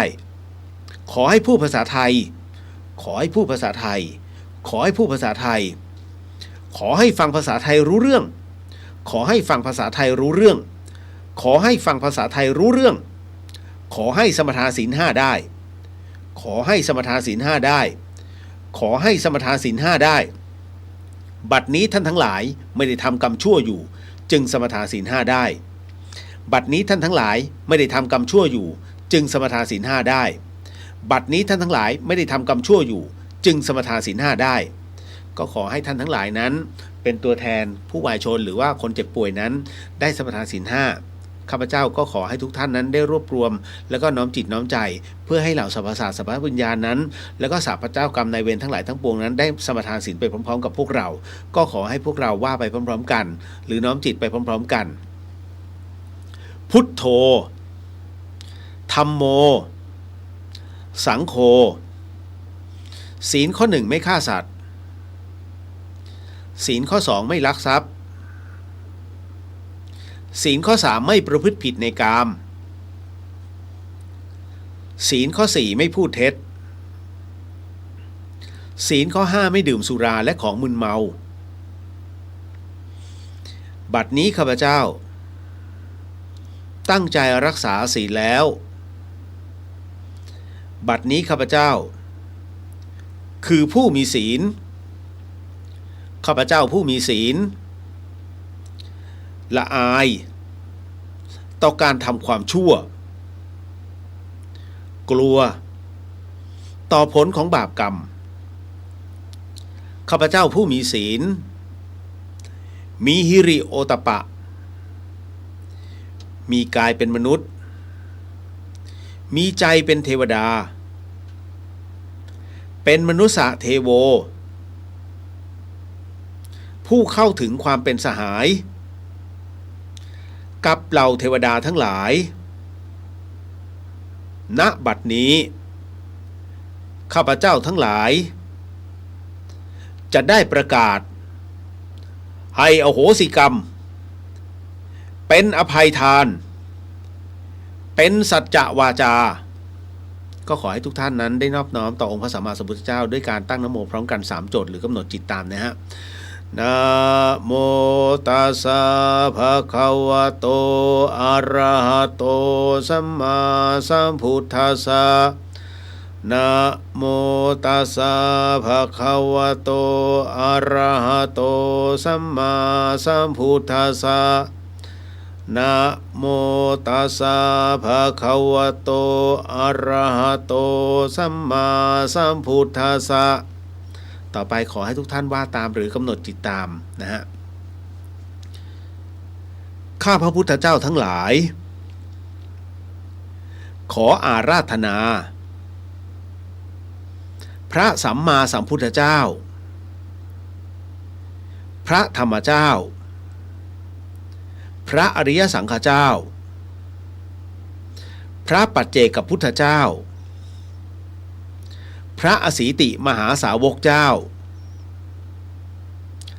พระอรหันตสาวกเจ้าทุกพระองค์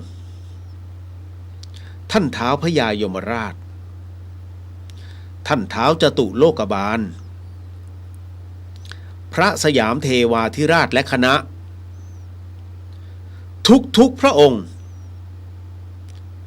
ขอจงโปรดเมตตากรุณาเสด็จมาเป็นสักขีพยานและร่วมโมทนาในการให้อโหสิกรรมแก่กันและกันและแก่ผู้ที่เคยล่วงเกินต่อข้าพระพุทธเจ้ามาแล้วทั้งหลายทั้งปวงในทุกกับทุกกันทุกอสงไขยจนถึงปัจจุบันชาติข้าพระพุทธเจ้าทั้งหลายขอประกาศให้อโหสิกรรมแก่ตัวข้าพเจ้าเองตลอดจนถึงพ่อแม่พี่น้องปู่ย่าตายายลุงป้าน้าอาบุตรธิดาภรรยาสามีลูกหลานเหลนทั้งหลายญาติมิตรสหายทั้งหลายหมู่คณะผู้ร่วมงานทั้งหลายเจ้านายลูกน้องทั้งหลายคู่แข่งคู่ค้าคู่รักคู่แค้นคู่บุญคู่กรรมทั้งหลายครูบาอาจารย์ทั้งหลายอุปชฌาย์อาจารย์ทั้งหลายตลอดจนพรหมเทพเทวดามนุษย์สรรพสัตว์สัพพวิญญาณสัพพเจ้ากรรมนายเวรทั้งหลายทั้งปวงทุกท่านทุกพระองค์ที่เคยเข็นฆ่าทำร้ายรังแกปล้นจี้ลักขโมยเบียดบังยักยอกข่มขืนผิดประเวณีโกหกหลอกลวงต้มตุ๋นคดโกงตระบัดสัตว์หักหลังทรยศอกตัญญูเสียดสีด่าว่าบังคับฝืนใจให้กินเหล้าเมายาทั้งแก่ตัวข้าพเจ้าเอง หรือแม้ในบุคคลและสิ่งที่ข้าพเจ้ารักหวงแหนไม่ว่าชาตินี้ภพนี้หรือในภพชาติใดๆก็ตามทุกกับทุกกันทุกอสงไขยเจตนาหรือไม่เจตนาต่อหน้ารับหลังรู้ไม่รู้อันเป็นเหตุให้ข้าพเจ้าทั้งหลายทุกกายก็ดีทุกใจก็ดีข้าพเจ้าขออโหสิกรรมและให้อโหสิกรรมแก่ท่านทั้งหลายทั้งปวงจนหมดสิ้นตั้งแต่บัดนี้ตราบเข้าสู่พระนิพพานการอาฆาตพยาบาทสาปแช่งจองเวรจองกรรมใดๆที่ข้าพเจ้าได้เคยประกาศไว้หรือผูกใจเก็บไว้ในชาตินี้ภพนี้หรือในภพชาติใดๆก็ตามข้าพเจ้าขอให้อโหสิกรรมยกเลิก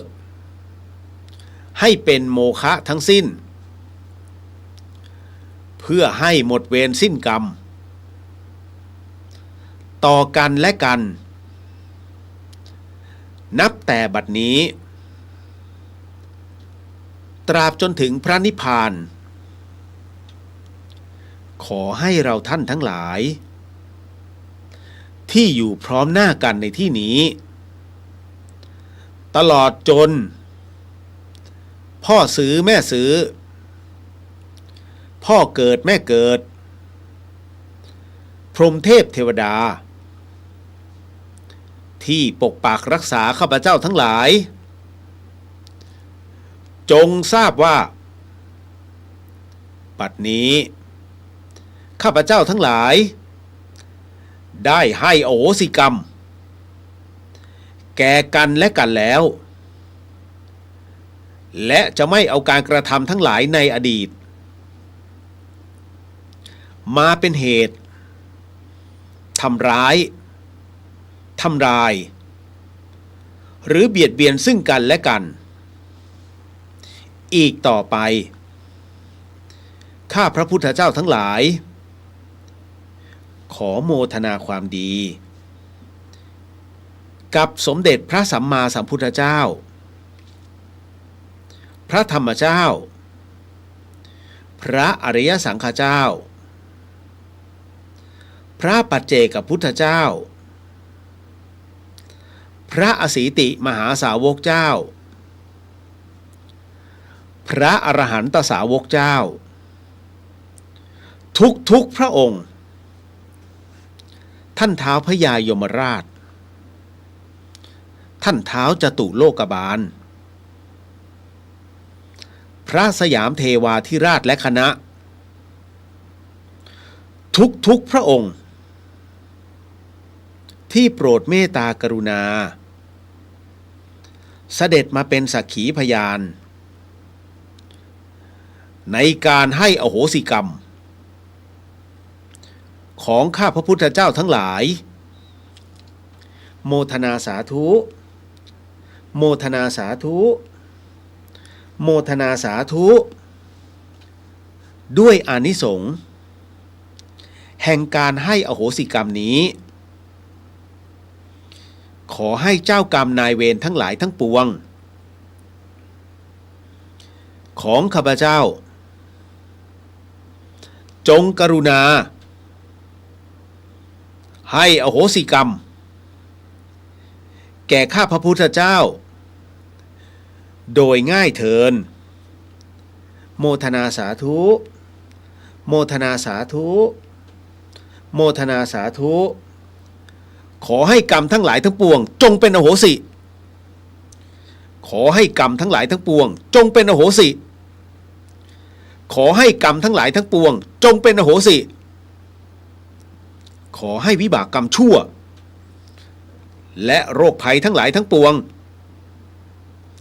จงยุติการส่งผลขอให้วิบากกรรมชั่วและโรคภัยทั้งหลายทั้งปวงจงยุติการส่งผลขอให้วิบากกรรมชั่วและโรคภัยทั้งหลายทั้งปวงจงยุติการส่งผลขอให้วิบากกรรมดีทั้งหลายทั้งปวงจงส่งผลสำเร็จขอให้วิบากกรรมดีทั้งหลายทั้งปวงจงส่งผลสำเร็จขอให้วิบากกรรมดีทั้งหลายทั้งปวงจงส่งผลสำเร็จโมทนาสาธุโมทนาสาธุโมทนาสาธุขอให้ข้าพเจ้าพร้อมด้วยพรหมเทพเทวดาสรรพสัตว์สัพพวิญญาณสัพพเจ้ากรรมนายเวรทั้งหลายทั้งปวงจงสำเร็จมรรคผลนิพพาน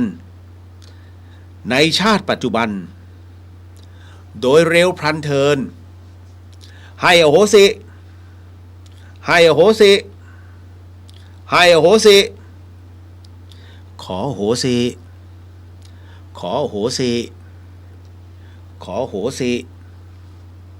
ให้อโหสิให้อโหสิให้อโหสิขออโหสิขออโหสิขออโหสิให้อโหสิให้อโหสิให้อโหสิสาธุสาธุสาธุอนุโมทามิเอาละสัพพวิญญาณทั้งหลายก็ได้สมทานนะตรงนี้ไปแล้วเนาะเอาละก็ขออนุญาตเดี๋ยวขออัญเชิญกลับเนาะ นะโมตัสสะภะคะวะโตอะระหะโตสัมมาสัมพุทธัสสะนะโมตัสสะภะคะวะโตอะระหะโตสัมมาสัมพุทธัสสะนะโมตัสสะภะคะวะโตอะระหะโตสัมมาสัมพุทธัสสะ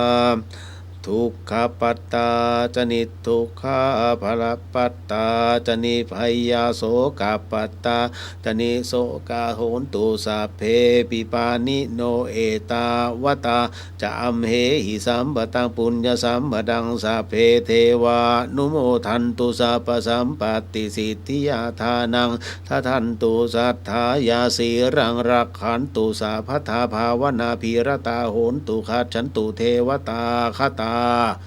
สัพเพพุทธาภลปัตตาปัจเจกานันจะยังพระลังอรหันตานาจะเตเชนารักขังพันธามิสัพพะโสต่อไปลาศีลเนอร์นะใครเมื่อกี้ใครศีล8ก็ขอให้ลาศีลนะเป็นลาศีล5เนาะพุทโธธัมโมสังโฆศีลข้อ1ไม่ฆ่าสัตว์ศีลข้อ2ไม่ลักทรัพย์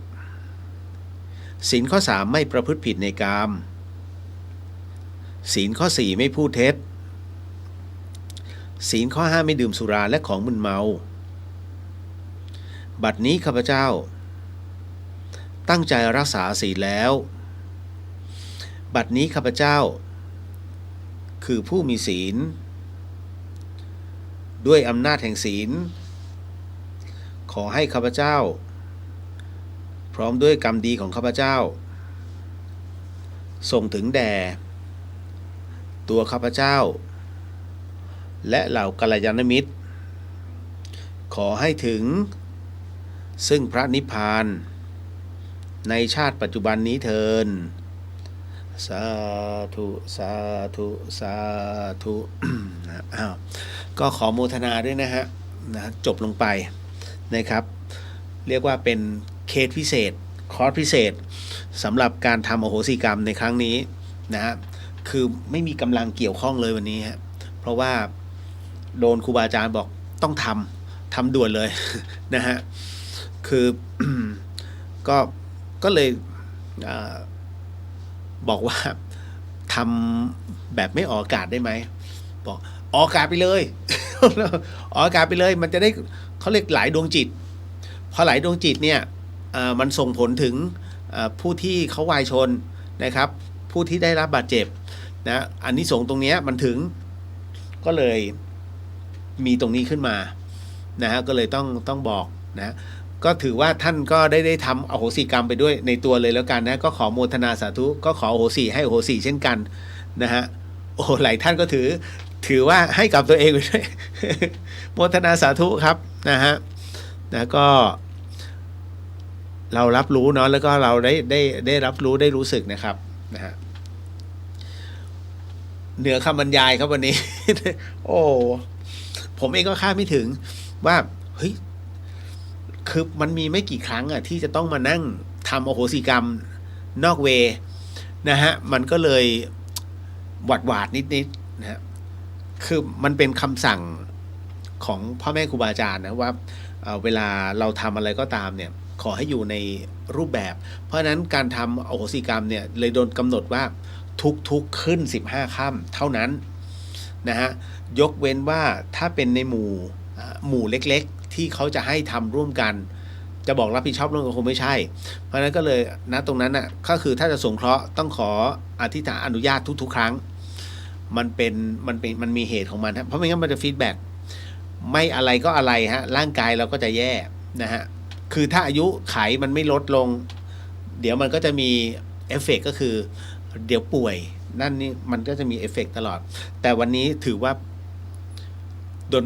ไม่บอกคือสั่งมาเลยต้องทำเอาทำก็ทำ นะฮะเพราะผมเชื่อมั่นว่าอุบัติเหตุที่เกิดขึ้นน่ะมันไม่มีใครอยากให้เกิดฮะแล้วพอมันเกิดขึ้นมาแล้วเนี่ยท่านต้องเข้าใจว่าเขาไม่มีหนทางจริงๆนะคนที่หมดแล้วเรื่องของกายสังขารทั้งหมดทั้งมวลเขาไม่มีแล้ว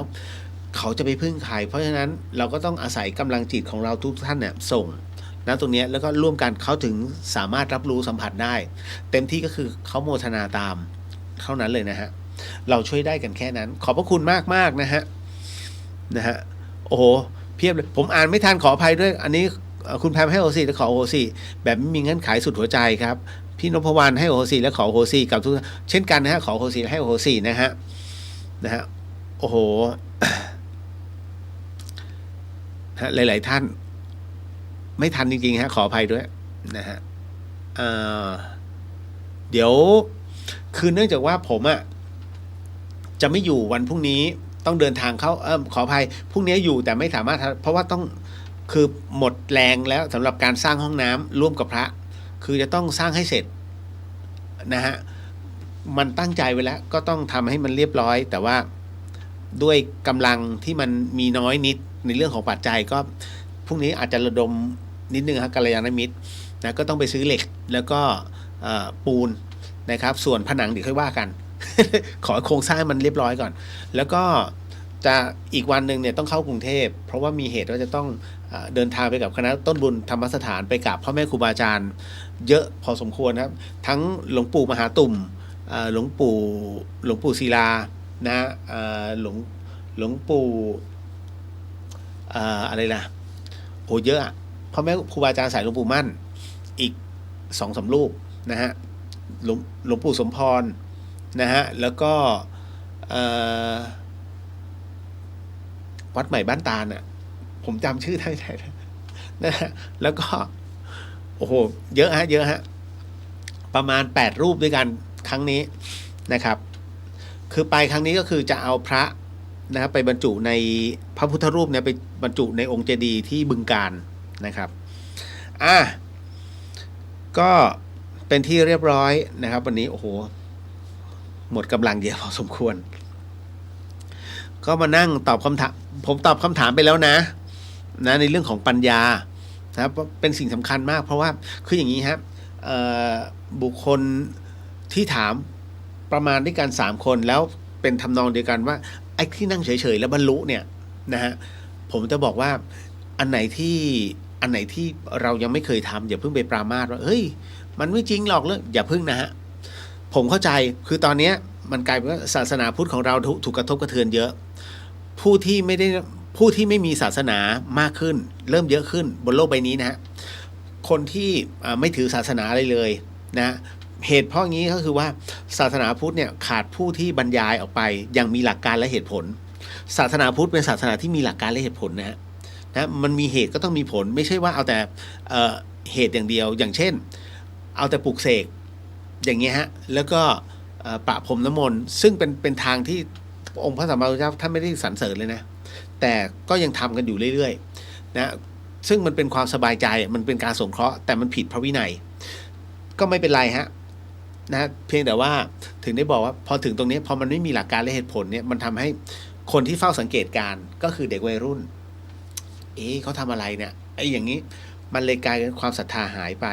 ความศรัทธาจะอยู่แค่รุ่น RR แค่นั้นเลยนะฮะกับรุ่นก่อน R ส่วนรุ่นใหม่ซึ่งมี AI อยู่กับ IT ไม่แล้วฉันขออยู่กับความดีตัวเองดีกว่าซึ่งถามว่าผิดไหมไม่ผิดนะฮะแต่ท่านต้องการลุ้นตลอดเหรอฮะเดี๋ยวเกิดนะเพราะฉะนั้นต้องบอกว่าถ้าท่านเป็นถึงพระโสดาบันได้เนี่ยฮะท่านมีโอกาสแค่7 ชาตินะเกิดอีก7 ครั้งแล้วก็ยึดนั่นในความเป็นโสดาบันท่านจะไม่เกิดอีกแล้วดังนั้นคนที่ถือความดีเป็นหลักก็ไม่มีปัญหาตายแล้วเกิดแต่ลุ้นเอาไงว่าเกิดตอนไหนเกิดอยู่ที่ไหนแค่นั้นเลยนะครับ ไม่อยากให้ไปประมาทก็เหมือนกับที่ผมมาเรามาทำบุญโดยการนั่งสมาธินะฮะเนี่ยแค่นี้แค่ความเป็นคือศีลสมาธิปัญญาศีลสมาธิภาวนา3 อย่างมันทำให้ทั้งหมดเนี่ยเป็นกุศลอันมหาศาลกับเราแต่ท่านไม่รู้ไงเพราะท่านยังไม่เผชิญถ้าท่านเคยขี่มอเตอร์ไซค์แล้วคว่ำแล้วมันน็อกไปนะฮะแต่มันเป็นน็อกที่แบบสลึมสลือจำได้เลือนลางแล้วพอฟื้นขึ้นมาเมื่อนั้นน่ะท่านจะเข้าใจเฉียดตายเป็นยังไงภาพที่เป็นภาพตัดเป็นยังไงเพราะท่านเห็นรถเคนภาพรถเคนมาตอนที่แผ่นดินไหวแล้วรถเคนและเคนตรงบางโพตรงบ้านผมเลยแล้วผมเล็งคือบ้านผมเวลาไปเนี่ยจะไม่ขับรถไปรถติดมากตรงบางโพตรงรัฐสภาผมจะนั่งรถไฟฟ้านะไปลงสถานีบางโพแล้วก็เดินลงผมจะผ่านหน้าไซต์งานนี้ตลอดแล้วเวลาฝั่งตรงข้ามเวลาขึ้นเนี่ยก็ผมก็ต้องไปฝั่งตรงข้ามตรงวิเศษไก่ย่างเพราะตรงนั้นมันเป็นช่องทางเดียวที่เป็นบันไดเลื่อนขึ้นผ่านทีไรเนี่ยผมจะเล็งนึกอยู่แล้วว่าไอ้เนี่ยอาคารหลังเนี้ยมันแปลกๆไม่ใช่เขาสร้างไม่ดีนะฮะแต่มันมีความรู้สึกแต่ไหนตั้งแต่ศึกมาใหม่ๆถามพี่สาวผมจะบอกเนี่ยผ่านตรงนี้ไม่สบายใจเคยเข็นคุณแม่ผ่านก็ยังคุยกับแม่สักวันแปลกๆตั้งแต่ขึ้นโครงการแล้วจนได้ภาพที่เขาตัดมาใน TikTok อะฮะที่เคนมันล่วงนะฮะแล้วคนน่ะน้องคนนี้อายุ30ถ้าผมเป็นเขานะตอนนั้นน่ะผมจะบอกความรู้สึกนะฮะมันจะโหวงมากตอนที่หลุดออกมาจากรถแล้วดิ่งลงมาตรงชั้น8อาคารข้างๆน้องคนนี้ดับคาที่นะฮะตอนลงมาเหมือนกับว่าหายใจได้นิดเดียวในเครื่องสุดท้ายแล้วภาพตัดมันคือภาพตัด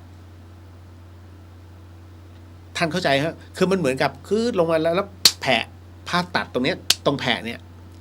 มันตัดไปแล้วหมดความรู้สึกทุกอย่างเพราะทุกอย่างกลับเป็นศูนย์เมื่อเช้ายังนั่งทำงานอยู่เลยแต่บัดนี้ฉันไม่มีร่างละนะภาพมันตัดไงมันรู้สึกโดยทีเกิดใหม่อีกแล้วนี่แหละฮะนี่คือการทำงานเพราะฉะนั้นการทำงานของห่วงโซ่ของชีวิตกฎไตรลักษณ์เลยเกิดขึ้นตั้งอยู่ดับไปท่านลองคิดอยู่ว่ากำลังทำอะไรอยู่สมมติกำลังเล่นกับลูกอยู่เงี้ยกำลังจะปาเป้าภาพตัดเพราะหัวใจวายทันทีหยุดทันทีนะฮะความรู้สึกหยุดเกิดความห่วงขึ้นมาที่อยู่ในจิตเพราะมันทำอะไรไม่ได้มันคือพลังงานที่หลุดออกไปนี่คือการทำงานของพลังงานของวิญญาณ นะศาสนาพุทธไม่เคยปฏิเสธเรื่องราวเหล่านี้แต่ไม่ให้พูดถึงมากมายทำไมพูดถึงไม่ได้เพราะมันเป็นเรื่องที่อาจินไตยฮะมันถกเถียงกันมันจับต้องไม่ได้ไงนะยกเว้นว่าท่านได้ฝึกและปฏิบัติท่านจะสังเกตไหมพอพูดถึงเทวดาพูดถึงวิญญาณคนที่ปฏิบัติไม่ได้มาพูดอะไรมากมายเฮ้ยโกหกไม่มีนะเขาไม่พูดกันทำไมไม่พูดล่ะก็บอกไปสิว่าไอเนี่ยโกหกนะอย่างพี่เลียวเล่าอยู่เนี้ย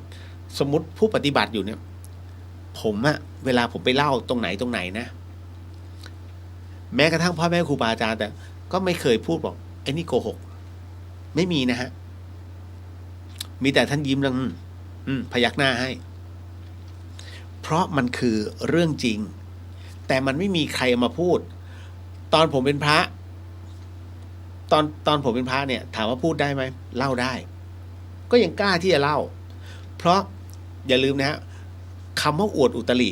จริงๆแล้วอวดอุตริเนี่ยคือสิ่งที่คนทำแล้วก็พระสามารถทำได้ไม่อวดอุตริเราก็มาเล่าเรื่องเนี่ยคนนี้เขาสามารถระลึกชาติได้นะมีดวงวิญญาณมาเข้าตรงนี้กึ่งร่างทรงถามว่าพระรูปนี้ปาราชิกไหมอวดอุตริไม่นะฮะเพราะโยมยังทำแล้วก็มาเข้าทรงเหมือนกันสิ่งใดที่โยมทำได้พระพูดได้อย่างเงี้ยถือว่าไม่เป็นปาราชิกแต่อาจจะเป็นในข้อต่างๆแต่ถ้าสมมุติว่าบัดนี้เราคือพระโสดาบันบัดนี้เราได้พลังแห่งสกิทาคามีเราเป็นพระอนาคามีเราสำเร็จเป็นอรหันต์แล้วอันนี้คือการโอ้อวดในตนอันนี้แหละที่จัดว่าอยู่ในปาราชิกสี่นะคือการอวดอุตริอวดในสิ่งที่คนอื่นไม่มีนะหรือไม่มีในตนซึ่งพอบอกเฮ้ยเราอนาคามีแต่ยังไม่ได้สักกระพีกหนึ่งอันนี้เขาเรียกอวดอุตริอันนี้เข้าใจนะฮะผมพยายามจะอธิบายแบบนี้เพราะฉะนั้นในสิ่งที่ผมเล่าในเรื่องของภาพตัดของวิญญาณหรือว่าการกระทบขึ้นมาเนี่ยปึ้งแล้วภาพมันตัดไปเลยเป็นอีกหนึ่งภพภูมิท่านเป็นท่านมองยังไงถ้าสมมุติว่าเฮ้ยเรากำลังทำหน้าที่เรากำลังมีความสุขแต่อยู่หายไปแล้วชั่วแวบเลยแล้วก็จะจำอะไรไม่ได้เลยเกิดมาอีกทีหนึ่งเป็นลูกใครก็ไม่รู้จักเลยนี่แหละฮะการทำงานวงจรแล้วยังจะสร้างความทุกข์ให้กับเราทำไมล่ะทำไมท่านจึงไม่สร้างความดีทำไมท่านจึงไม่สร้างสิ่งที่เป็นกุศลอันเป็นความสุขนะฮะหลายๆคนบอกว่าเฮ้ยนะฮะเราก็อยู่กันอย่างที่เราเคยอยู่สิอยู่ได้ไม่มีปัญหาอยู่ที่ไม่กระทบกับใครแต่ตัวจิตของท่านน่ะจะไม่ให้เกิดกุศลเลยเหรอ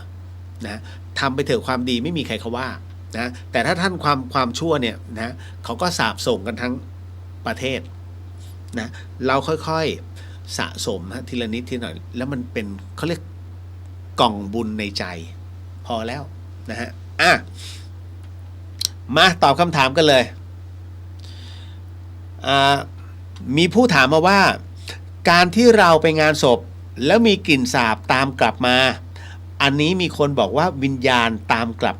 นะตามเรากลับบ้านแบบนี้เราควรจะทำยังไงดีครับเดี๋ยวก่อนนะท่านไม่ได้อาบน้ำหรือเปล่านะฮะผมต้องบอกก่อนนะครับทุกอย่างมันมีหลักการและมันมีเหตุผลการที่เอาเรื่องราวไปผูกติดกันนะฮะบางทีมันทำให้เราเนี้ยหลอนนะฮะกรณีตรงเนี้ยเราไปงานศพมีกลิ่นสาบติดกลับมาต้องถามก่อนว่ากลิ่นเนี้ยมันสาบแบบไหนนะครับมันสาบแบบไหนมีคนบอกว่าใครวิญญาณตามกลับมามันเห็นเหรอแค่นั้นเลยฮะนี่คือตรงที่บอกแล้วถ้าสมมุติว่าสมมุติถ้าเขาตามกลับมาทำไมตามกลับเราไปติดหนี้เขาหรือเปล่าหรือวิญญาณกับท่านมีอะไรที่มันต้องตามไหมแต่ถ้าไม่มีหยุดไว้ก่อนอันนี้หยุดไว้กลิ่นสาบในที่นี้กลิ่นแบบไหนอย่างที่บอกอาบน้ำหรือเปล่าหรือมีอะไร อยู่ในรถไหมอะไรประมาณนี้ฮะดูก่อนนะดูให้รอบๆหาเหตุของมันก่อนหาเหตุก่อนที่ท่านไปสรุปผลว่าวิญญาณตามกลับมานะครับสมมุติทุกอย่างคือการสมมุติถ้าสมมุติว่าเขาตามกลับมาจริงๆล่ะคุณผู้ฟังครับคนที่ไปงานศพเนี่ยนะถ้าคนที่เขาเรียกว่าพวกช่ำชอง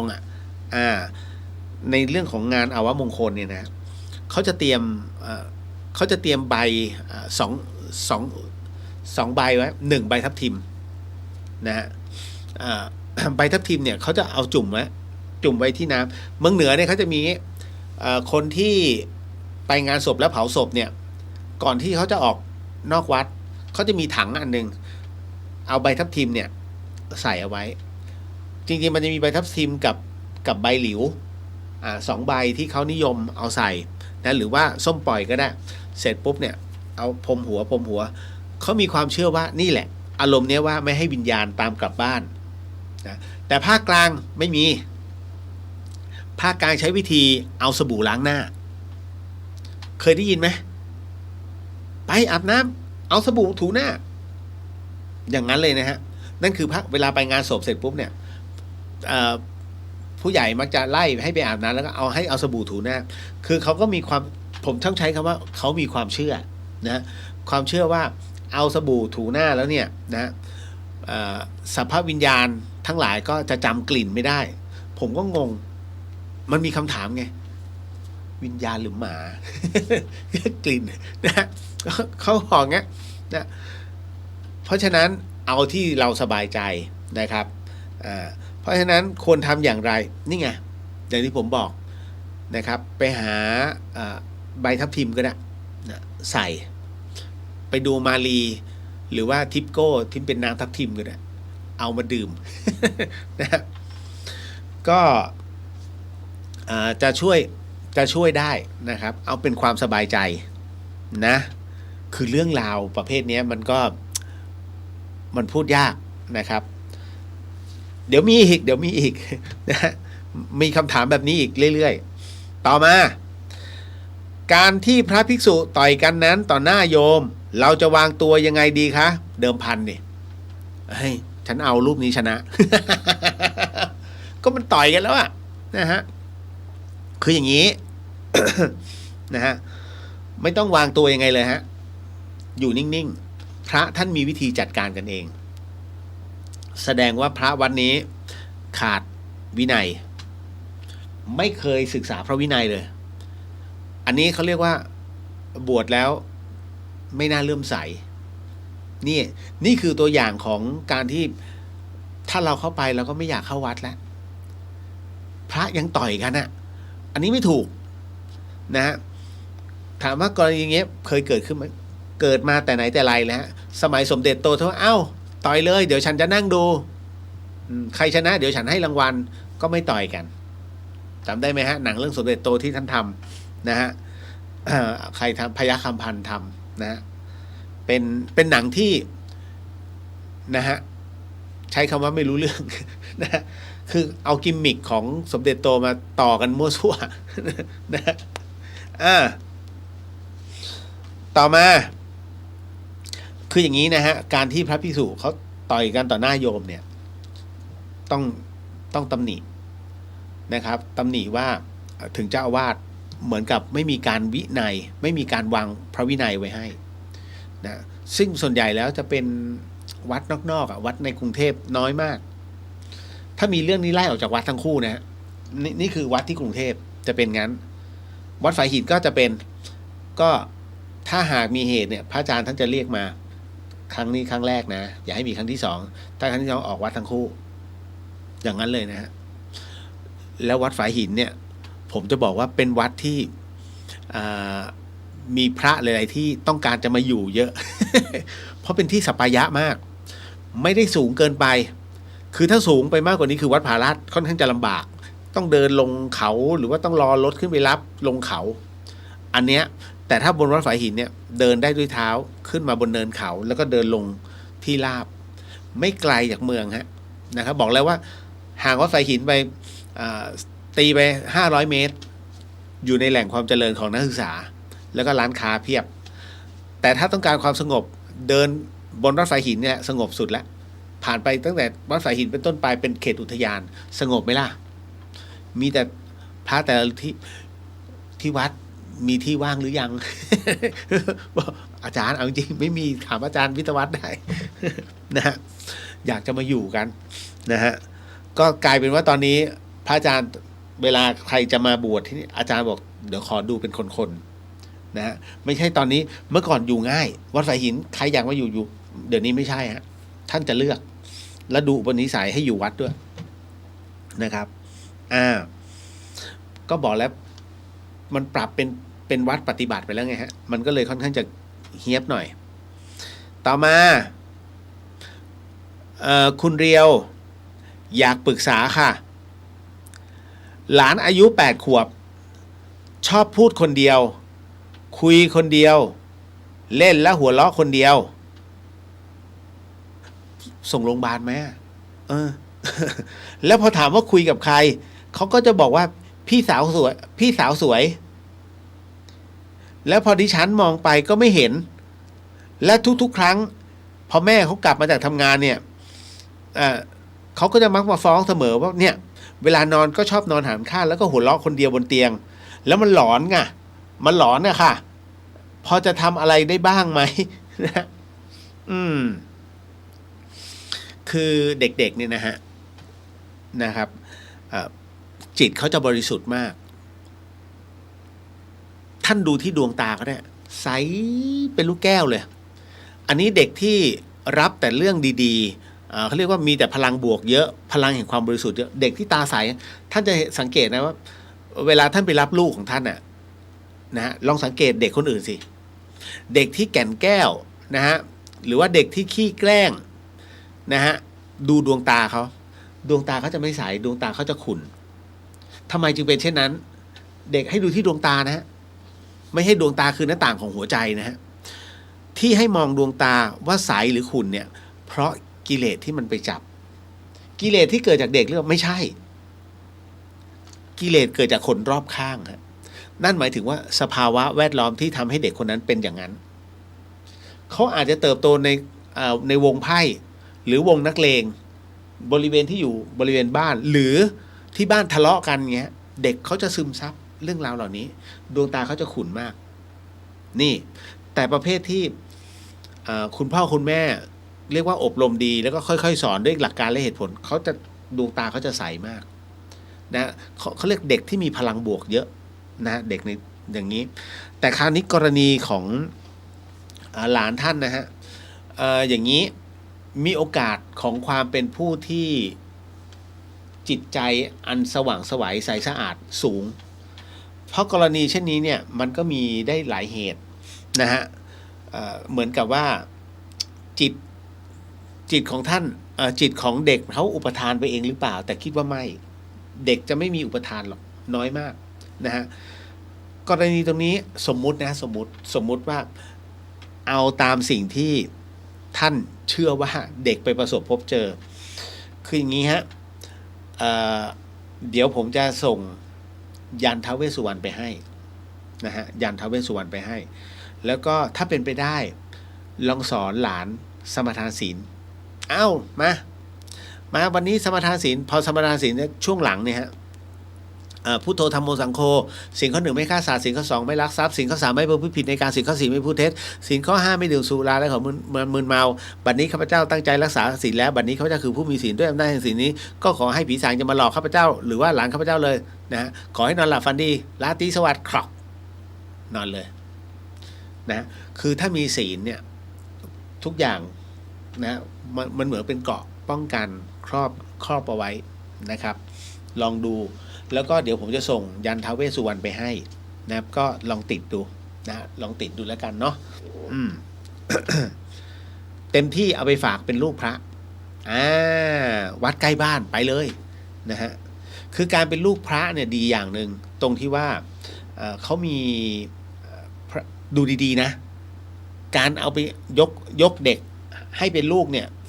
ไม่ใช่ว่าอยากจะทำได้ก็ทำนะ ต้องดูว่าท่านถูกจริตด้วยหรือเปล่า อยู่ๆไปยกเป็นลูกพระไม่เวิร์กแต่ว่าถ้ามาตรงนี้ก็ได้มาเป็นลู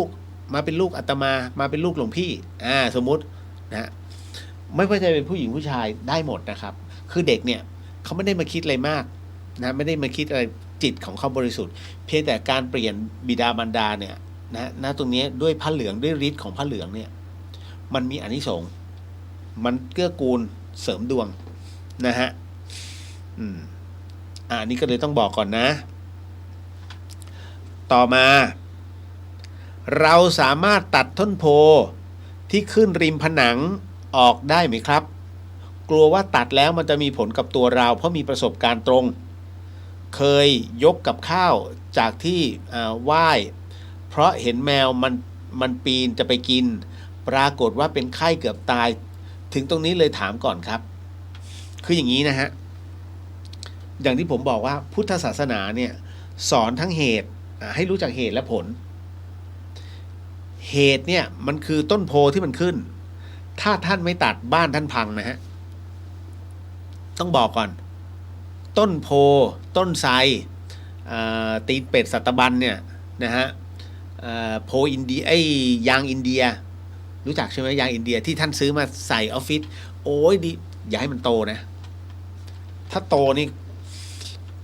คุณไปดูถ้ามาที่เชียงใหม่เนี่ยตรงข้ามโรงพยาบาลสวนดอกมันจะมีทางหลวงเป็นหน่วยทางหลวงนะเป็นบ้านพักสำนักงานทางหลวงกรมทางหลวงตรงนั้นมีมียางอินเดียขึ้นท่านไปดูดิมันแผ่ออกไปเนี่ยเกือบ50 เมตรนะฮะมันแผ่แล้วลากใหญ่มากตรงนั้นไม่มีบ้านมีแต่ถนนซึ่งมันแซมเข้ากลางถนนเลยปูดเลยยาเด็ดขาดนะฮะปล่อยไว้นี่เรียบร้อยบ้านพังเพราะฉะนั้นถึงได้บอกว่าพุทธศาสนาเนี่ยสอนทั้งหลักการและเหตุผลให้ท่านได้คิดได้ไตร่ตรองถ้าท่านไม่ดึงออกบ้านท่านพังจริงๆตัดได้เลยฮะคืออย่างนี้เราเนี่ยนับถือต้นโพนะก็จริงแต่โพนั้นน่ะถามว่าเป็นโพที่พระเจ้าท่านนั่งหรือเปล่าเป็นโพที่ขยาไม่ใช่นะฮะคนละประเภทกันเลยฮะเพราะฉะนั้นอย่าเอาไม้ประเภทเดียวกันนะอย่าเอาไม้ที่เป็นที่อยู่ในเขาเรียกว่าอยู่ในวงเดียวกันเอามารวบเป็นไม้ที่นั้นที่นี้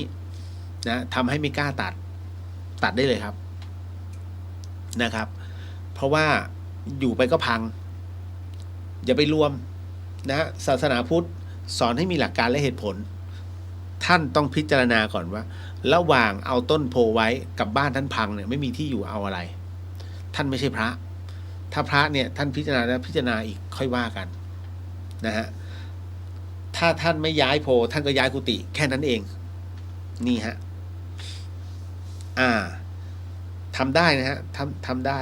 ไม่ต้องห่วงพิจารณาเยอะๆเรื่องราวเหล่านี้พิจารณาเยอะๆนะ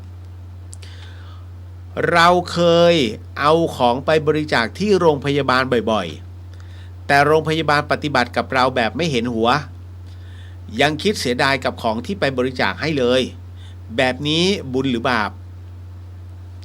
ถ้าเราหยุดให้ความช่วยเหลือกับโรงพยาบาลโอ้โหอย่าไปคิดกันนะฮะคืออย่างนี้ผมก็เคยผมเนี่ยเอาของไปบริจาคแต่ละที่เนี่ยไม่ได้หวังผลอะไรฮะคือถ้าเขาขาดแคลนเนี่ยเขาก็รับนะครับก็ส่วนใหญ่ก็รับแหละ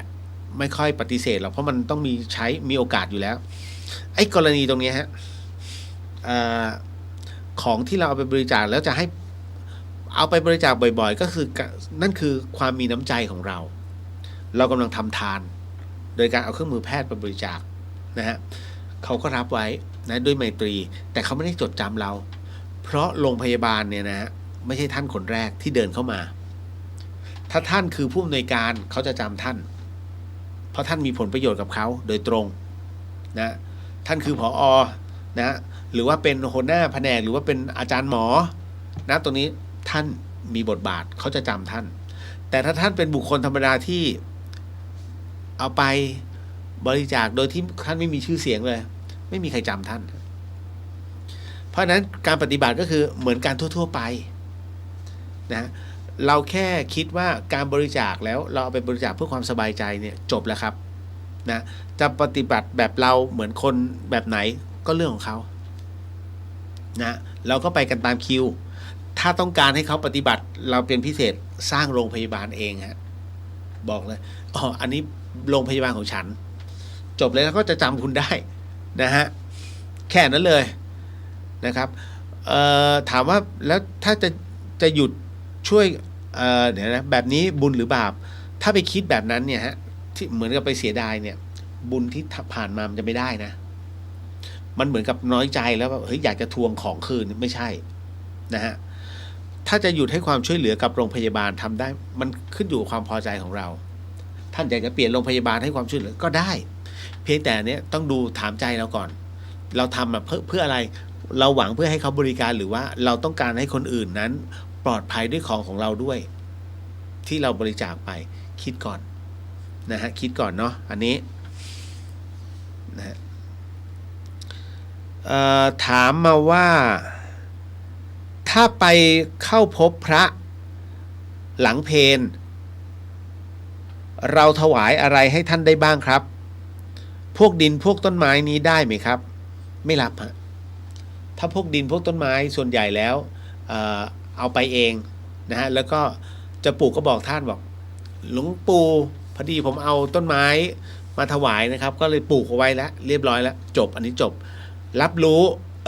ดีโมทนาสาธุได้บุญไม่ต้องไปประเคนท่านแค่จัดทำแล้วรายงานจบคือเรื่องค่าของเขียวเนี่ยนะก็คือพวกต้นไม้ใบไม้เนี่ยพระไม่รับน้อยเมื่อก่อนตอนที่ผมเป็นพระเหลืองเนี่ยผมบอกยินดีรับแต่รับไม้ประเภทพวกว่านตรงเนี้ยรับนะบางอย่างที่เป็นยาสัพพยาเนี่ยทั้งหมดรับได้นะครับแต่ส่วนใหญ่แล้วรับแล้วก็ให้รับรู้แล้วก็ปัดออกนะเป็นบุญต้นไม้ไปแต่คราวนี้แล้วอะไรล่ะที่จะถวายถ้าท่านไปถวายหลวงปู่หลวงตาที่เป็นพระป่าไม่ได้นะท่านไม่รับน้อยมากแต่ถ้าจะให้รับจริงๆยาบางอันก็ไม่ได้น้ำผึ้งไม่ได้นะฮะน้ำผึ้งถือว่าเป็นน้ำผึ้งเนี่ยหมายถึงว่าจะเป็นอยู่ได้แค่7 วันถือครองได้แค่7 วันแล้วต้องสละออกที่ได้จริงๆเหรอพวกผ้าพวกอาภรณ์ก็ฉูดฉาดไม่ได้พระห้ามรับสีดำนะมันจะมีอยู่ดำปื้อดำเนี่ยไม่ได้แดงแป๊ดก็ไม่ได้แต่แดงเปลือกหมากได้นะไอ้แดงแบบเคยเห็นผู้หญิงเขาทาลิปแดงมั้ยหรือกระเป๋าแดงๆอย่างงี้ไม่ได้นะฮะเป็นสีต้องห้ามของพระวินัยนะครับแล้วก็อะไรกว่าสีรุ้งนะฮะไม่ได้นะครับแล้วคือพวกผ้าเครื่องผ้าเนี่ยอย่างเช่นอย่างที่ผมบอกผ้านิสีธนะก็คือผ้าปูนั่งนะฮะอาสนะอังสะพวกจีวรผมจะบอกเรื่องจีวรเนี่ยนะฮะหรือผ้าไตรเนี่ยไม่จำเป็นนะฮะคือการสละของ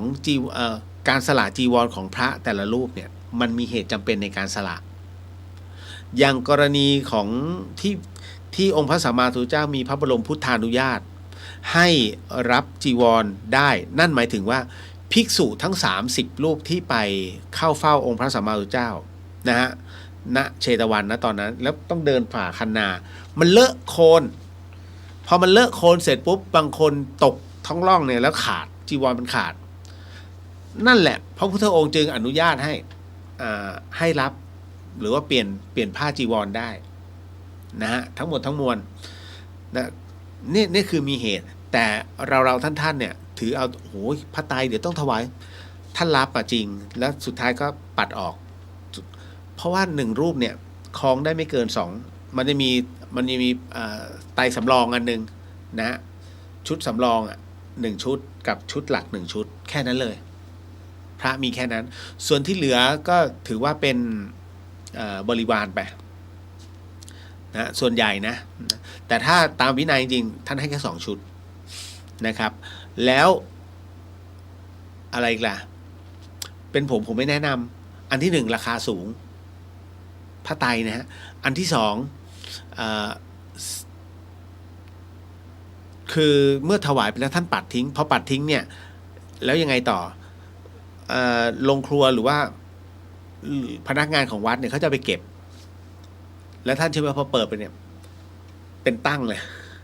แล้วของท่านจะลำดับที่เท่าไหร่คิดเอาหน้าตรงเนี้ยฮะถึงได้บอกว่าไม่มีประโยชน์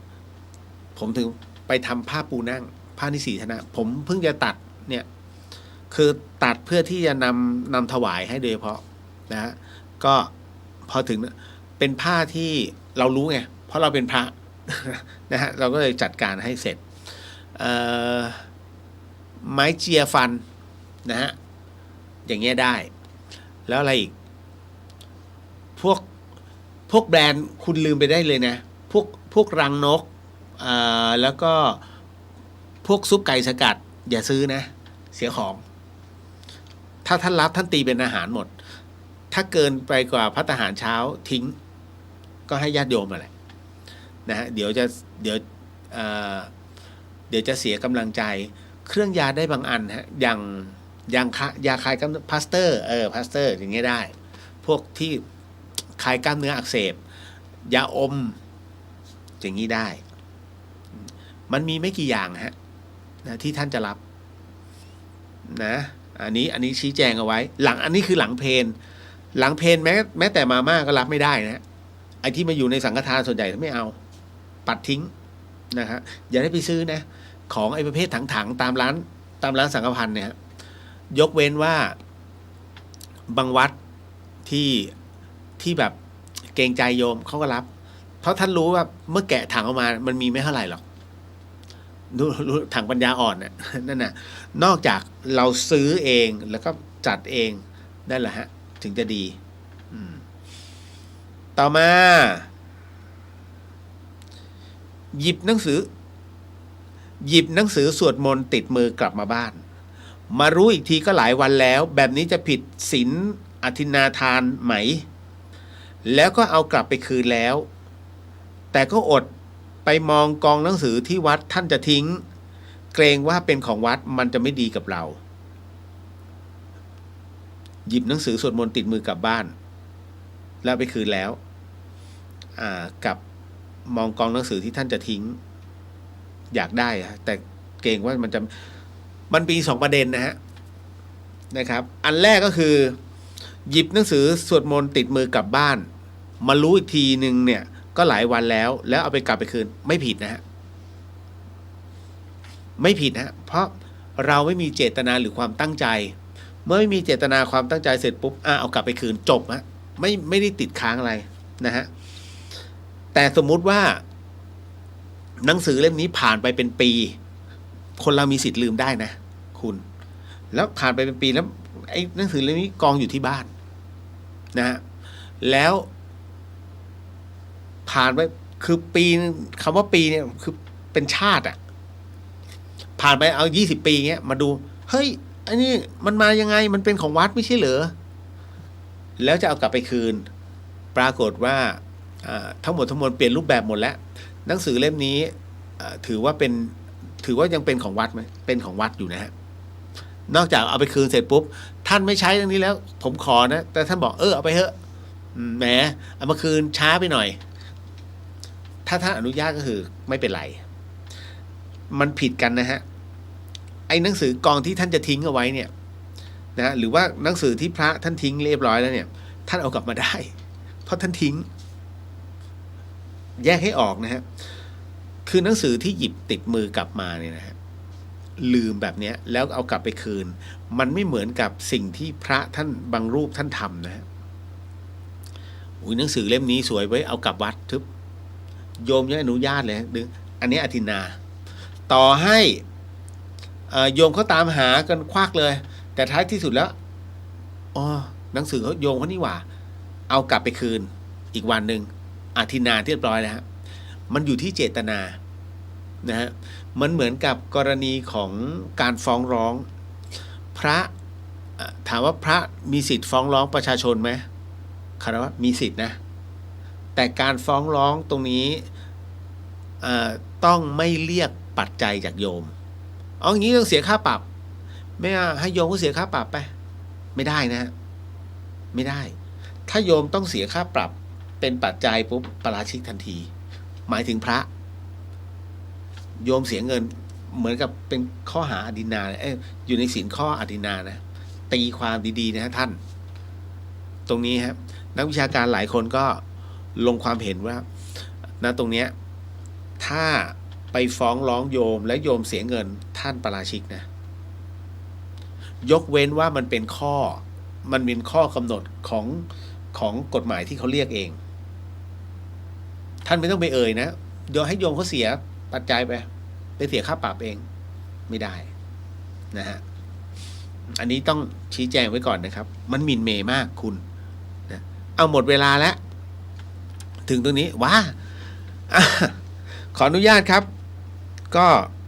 เดี๋ยวเอาไว้โอกาสต่อไปเดี๋ยวผมกลับมาก็จะรีบกลับมาเนาะจากภาคอีสานแล้วเดี๋ยวก็จะรีบมาจัดรับพรเด้อ นะโมตัสสะภะคะวะโตอะระหะโตสัมมาสัมพุทธัสสะนะโมตัสสะภะคะวะโตอะระหะโตสัมมาสัมพุทธัสสะนะโมตัสสะภะคะวะโตอะระหะโตสัมมาสัมพุทธัสสะ สิทธิกิจจังสิทธิกัมมังสิทธิลาโภนิรันตรังสิทธิเตโชชโยนิจจังสัพพะสิทธิพระวันตุเตก็ขอให้กิจและการงานจงสำเร็จขอให้มีลาภตลอดกาลนานขอให้มีเดชมีอำนาจมีเดชะพละที่ยั่งยืนก็ขอความสำเร็จทั้งหลายทั้งปวงเหล่านี้จงมีแด่ท่านให้ถึงพระนิพพานในชาติปัจจุบันโดยเร็วพลันเทินสาธุสาธุสาธุสิ่งหนึ่งสิ่งใดที่ผิดพลาดปังไปขอสิกรรมนะครับผมเอาเจอกันสาธุครับบ๊ายบายไว้เจอกัน